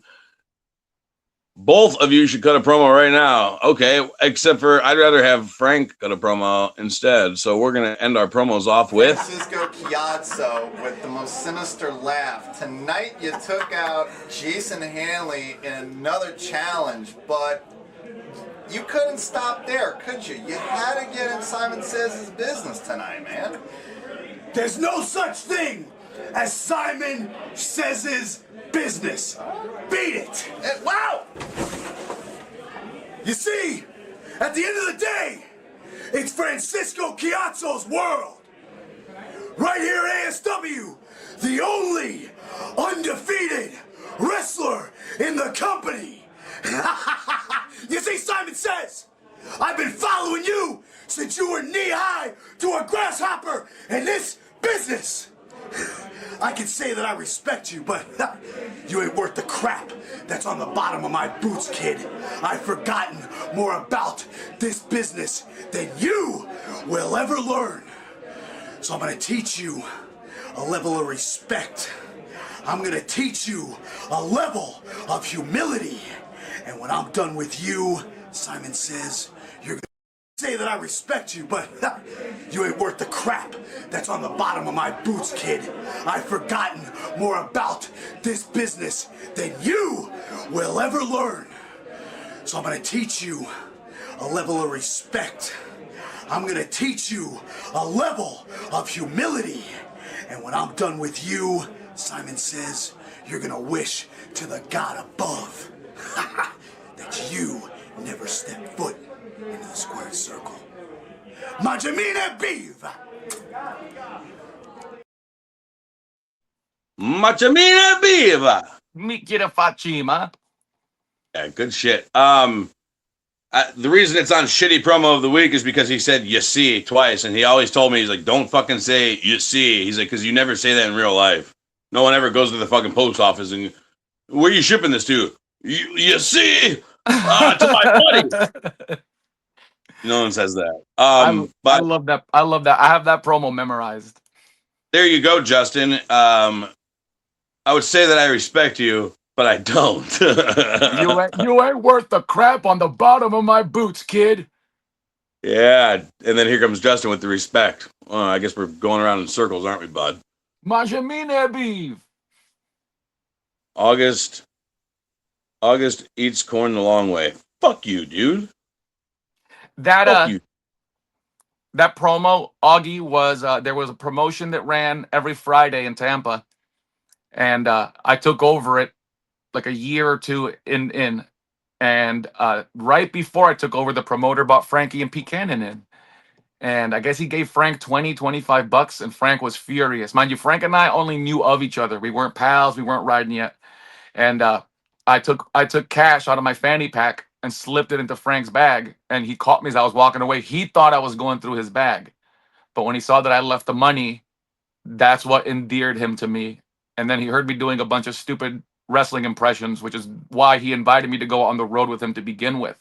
Frank wanted me to sit in the back seat and do fucking Ric Flair and Stone Cold and Jim Ross and Iron Sheik impressions all the way to Miami, and that's how we became road buddies. Makes sense. Makes total sense. I think that's all the. Oh yeah, one thing I forgot to cover in the beginning. So we're done with the promos now. That's it with the fucking promos. I'm glad you guys fucking liked them. One thing I forgot to cover though is this match here: Simon Sez versus Jerry the King, the motherfucking Lawler. How was that? And then what did that mean to you? That was my dream match. I have a notebook in my office downstairs that I had from when I was training. At the risk of exposing myself, on the third page is a list. This is from my second day of training. That's like the 7 things I want to do in wrestling before I retire. And number 1 was wrestle Jerry the King Lawler, because I discovered wrestling through Andy Kaufman. My family came over from South America, and I didn't learn to speak English till I was like 7 or 8. And I learned English watching old Nick at Night shows, and Taxi was on there. So I loved Taxi and the character of Latka. Then I saw a documentary about Andy Kaufman and saw the wrestling thing. So Lawler was it. And I, you believe it, don't believe it, whatever. I manifested that match because I would tell people till I was green in the face. Sez versus Lawler is going to happen. Sez versus Lawler is going to happen. And then Frank Goodman pitched it to me. He had me wrestle some girls on the shows leading up to it, talking about, what a tough man I am, how I've transcended the male wrestling world, and now I'm going to put women wrestling in their place. Why are these girls wasting money on wrestling boots when they should be buying rolling pins and baking sheets and blah, blah, blah. And then I had my interview talk show segment where Jerry Lawler was my guest, and we just went face to face. The only bad part is that the crowd knew how excited I was about it, so they were chanting for me the whole time. And then I hit the line, Lawler, I've been waiting 30-something years to say this to your face, and I'm going to show you that an emperor is better than a king. And there was a huge fucking Simon Says pop. And then, yeah, the following show, we had the match. And Maddie said Justin Summers, they're the circle of disrespect, not the circle of jerking each other off. Well, in private. Yeah, good thing I wasn't on those trips. Simon, did you like the movie Labyrinth? That I was like the Jim Henson. I like the Skeksis. My wife is terrified of them, but I love the Skeksis in that movie, the heels. But yeah, dude, that match was everything. That match with Lawler was a kiss my foot match, and it was 30 years minus 1 day exactly from his kiss my foot match against Bret the Hitman Hart. Yes, Tony. Tony, manifest it and make it come true. Yes, and here we are talking about it now. And the fact that King came to me right before the match and said, "Hey, do you have an entourage?" And I said I wasn't planning on it. He goes, "Andy never came to the ring by himself against me." And I fucking ran right up to Frank. Say, you want to come out with me for the match with Lawler? And he fucking sat up, and that was the last thing he and I ever did in wrestling together was that. Yep. Yeah. What a duo. The odd couple of professional wrestling. Yeah, you guys were fucking sexy. Kyle Wolf, what's up, dude? Well, that's fucking beautiful. Well, I appreciate you fucking taking the time out. Almost 2 hours now we've been talking. I highly appreciate you coming on. We so wishes he would have been here. He actually told me, I was like, I got Simon coming on. He's like, no, make that next week. I want Simon. I was like, well, thought about that before you had a family. Yeah, get your priorities straight. I always bust his balls. I'm like, look at you being a good father and a responsible husband. What a loser. I love him. We awesome. Thank you for having me on. Love Weeso. We miss Weeso. We wish he was here. Weeso. My friend, you asshole! You were my friend, and I love you. It's time for me to fucking go eat some food. What do we got coming up? Let's see if I got the fucking picture saved. What do I got coming up? Nope. I deleted it. I don't feel like loading it up right now. But let's just go ahead and say, take this as an open challenge. Real Pro Wrestling, January 9th, Fort Myers at the Millennial Brewing Company. I will be defending my FIP World Heavyweight Championship. I hit up Real Pro. I said, who's it going to be? And they said, nobody wants to step up. So here it is. Anybody in Florida, anybody around the way, anybody that wants to make the drive to Florida, open challenge at Real Pro Wrestling, January 9th at the Millennial Brewing Company. Bring your ass. I'll bring my title. I'll defend it and retain it. And your ass can go home and say, I got the chance to wrestle August Artois. There we go. We'll clip that, post it. There's my promo for the show. Hey, hell yeah.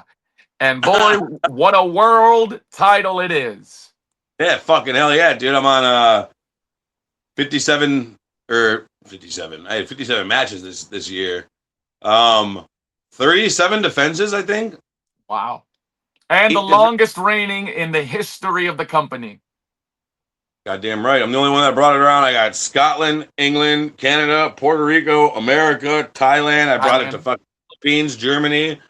Alaska. Alaska. That's its own country by itself. But that's a state that not a lot of guys will ever get the chance to wrestle in. Not at all.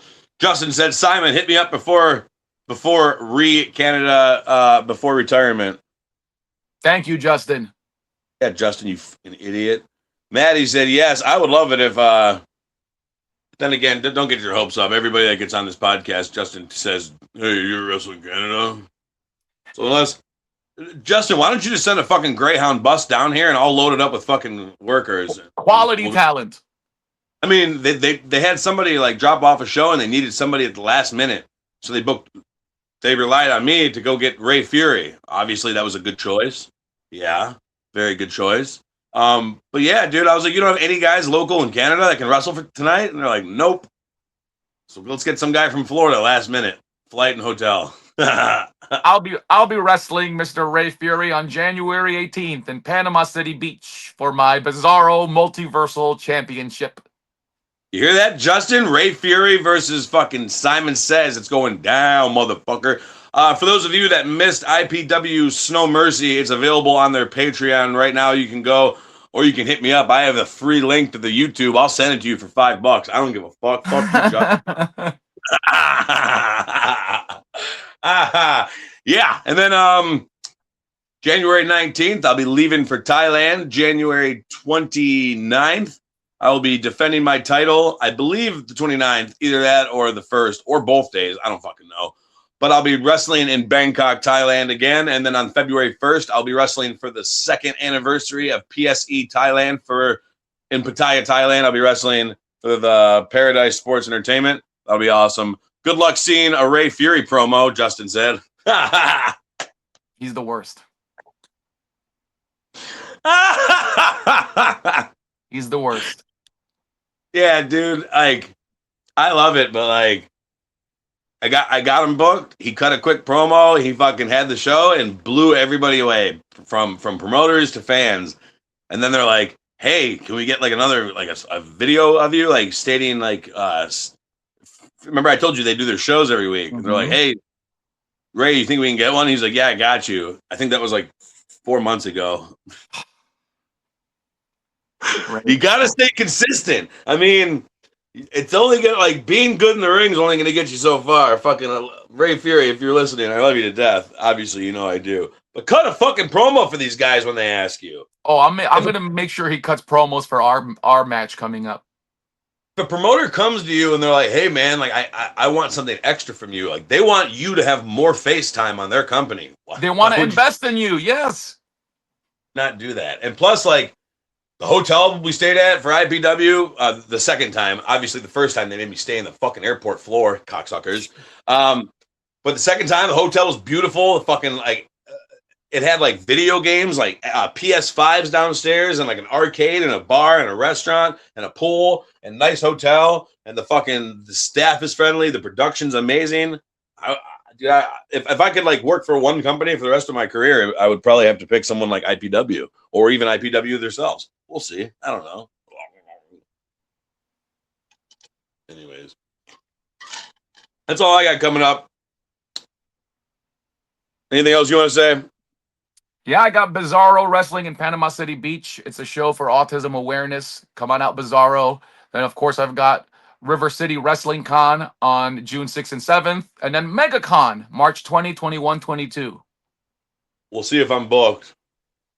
If you're available, I'm bringing you. You're the busiest see. man I know. You're busier than I am. Right. But if we're getting ready to log off, I did want to say one thing. I know you told me not to cry, and I'm not going to. But I would be remiss. I do want to say something here, like I said, in front of your viewing audience. This is the most engagement I've seen on any podcast, any show that I've done in a long, long time. To see the following you have, you know what a pussy I've become since losing Frank. Like, I texted you Saturday night when I was getting a tattoo, and you were very gracious in telling me, you weren't like, shut the fuck up, don't be such a fucking gay, like, get over it. And no, you were very understanding. But I will say this: I've lost friends before, I've lost close friends before. But Frankie's passing really destroyed me.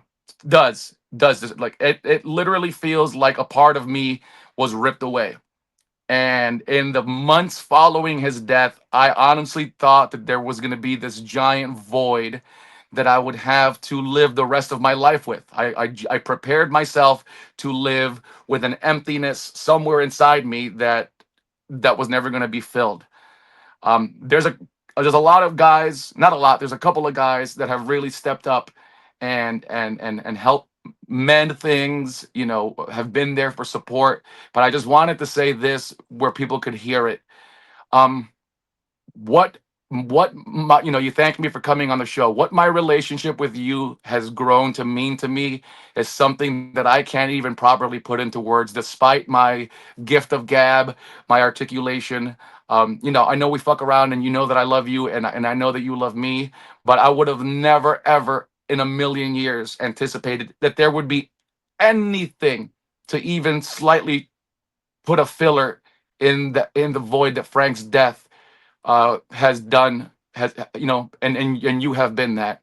Like, when I tell you I love you, when I tell you I'm proud of you, or when I tell you I think about you, that's not hyperbole. That's not me just arbitrarily saying things just because I have nothing else to say. That's because I am so overwhelmed by those sentiments that I literally cannot keep them inside without telling you what August Artois, what Timothy has grown to mean to me. And I just needed to say, like, you have done more for me than I think you even understand. And I know you feel the loss too. If anybody, there's three of us that really got wrecked, you, me, and Stormy. And you, more than anybody else, has really, like, when I'm with you, when I talk to you virtually, that's the closest I feel to Frank. So Google, what does hyperbole mean? I appreciate that, bud. I really do. I'm not going to fucking reply to you because I want to get all emotional and stupid and dumb.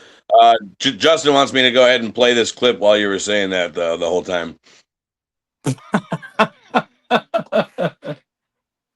Yeah. No, dude. Frank was definitely a fucking someone that we, the true ones that were in his life that we all fucking, he'll live through us forever. I mean, if you look in my room, I got his fucking his documentary movie poster, his fucking me and him picture, my documentary poster right next to it, a picture from Maddie that says thank you, coach, a fucking picture over here, another picture of me, him, and my brother over here. I got his boots right here, I got his Hulk Hogan figure right there, I got his watches and his jewelry over there.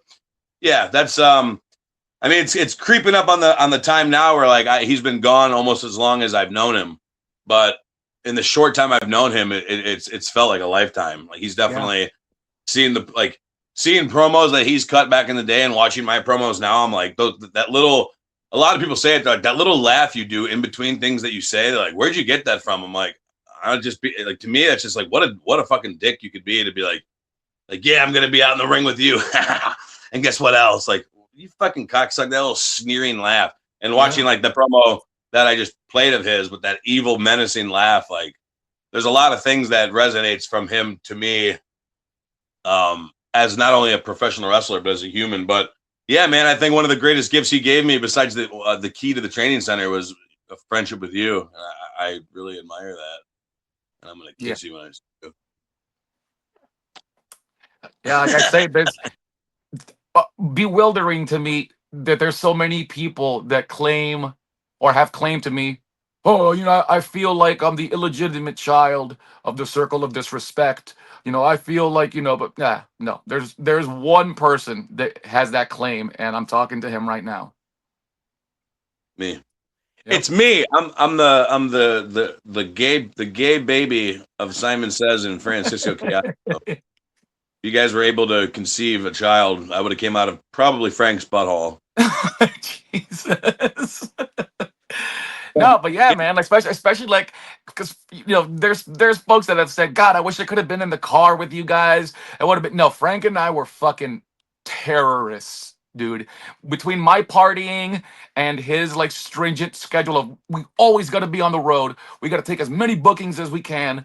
Like, it was hell to be in a car with us, and I feel like you are the only person that not only would have survived but would have thrived in that COD car. I left him in Georgia one time. He pissed me off, so I left him in Georgia. Me and Jason and someone else, we left. Said fuck it. He was so pissed at me, and then that's when he realized, like, fuck, dude, I got a younger me here. Yeah. Yeah, I would have definitely came out of fucking Frank's butthole because he was my dad, and you know what? What? You're not my dad! You also want to hear something? Ugly ass fucking...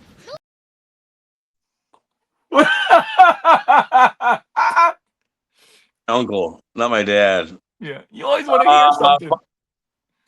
Maddie said, sending our love to you, Uncle Simon. Justin said, all jokes aside, stoked you dudes connected via Frank. And then Kyle said, hug Simon. How fucking cute. I think this is the longest episode we've ever had. 2 hours. We could talk forever. We're gonna have you back on again because I know fucking Wiso's gonna be pissed that he didn't get to interview. Yeah, we'll get you on it. Get you back on in full character, or we can have you on an episode of Ridiculous, our other show we run every Thursday at 7, and that's like it's like Ridiculousness with Rob Dyrdek, but it's all wrestling clips, like shit, like crazy promos, crazy bumps, botches, bitches, bloodshed, and stitches. Oh shit, yeah. If you I'm actually off this Thursday for the first time in fuck, I don't even remember the last time I wasn't at Copper Rocket on a Thursday.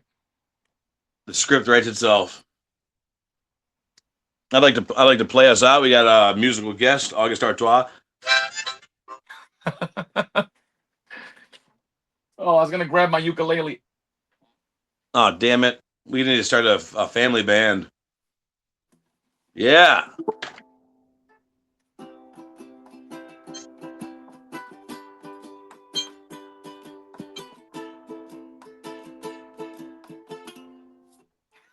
Yeah. Yeah. Fuck, kiss our ass late night with Jimmy Kimmel. Suck our dicks. Fucking Bobby Salazar said, don't even remember the last time I saw harmonics. Harmonics. Harmonic. See, the Jews actually wear it on their head during Christmas time. Or during all the time. All the time. Harmonicas. Art. Yarmulkes. Yarmonics. I thought it was harmonicas. Either way. Ukulele. All right, we're ending on that note. Justin, before you get me canceled. All right. If you guys want to follow Simon, follow him. Simon Sez. I'm not going to give you his real name because you won't be able to spell it. My secret identity is good because it's so fucking hard to write. Follow him on Instagram, Facebook. Justin, slide in his inbox and figure out a date to bring him up. Harmonica even. Yes, Bobby Salazar. Thank you very much. Harmonica is right. But for those for us here at August Artois Studios, we'd like to thank you guys for tuning in. Thank you for sending stars. Check us out Thursday at 7 p.m. Ridiculous. Hopefully, Uncle Simon here will be joining us for that. Wiso will be back. He'll be in LA doing it from LA. He fucking better, or I'll kill him. If not, I'll just do it by myself again. Whatever. Thank you, everybody, for sticking around. It's been real. It's been raw. I am August Artois. Yeah. This is mine. Get the fuck out.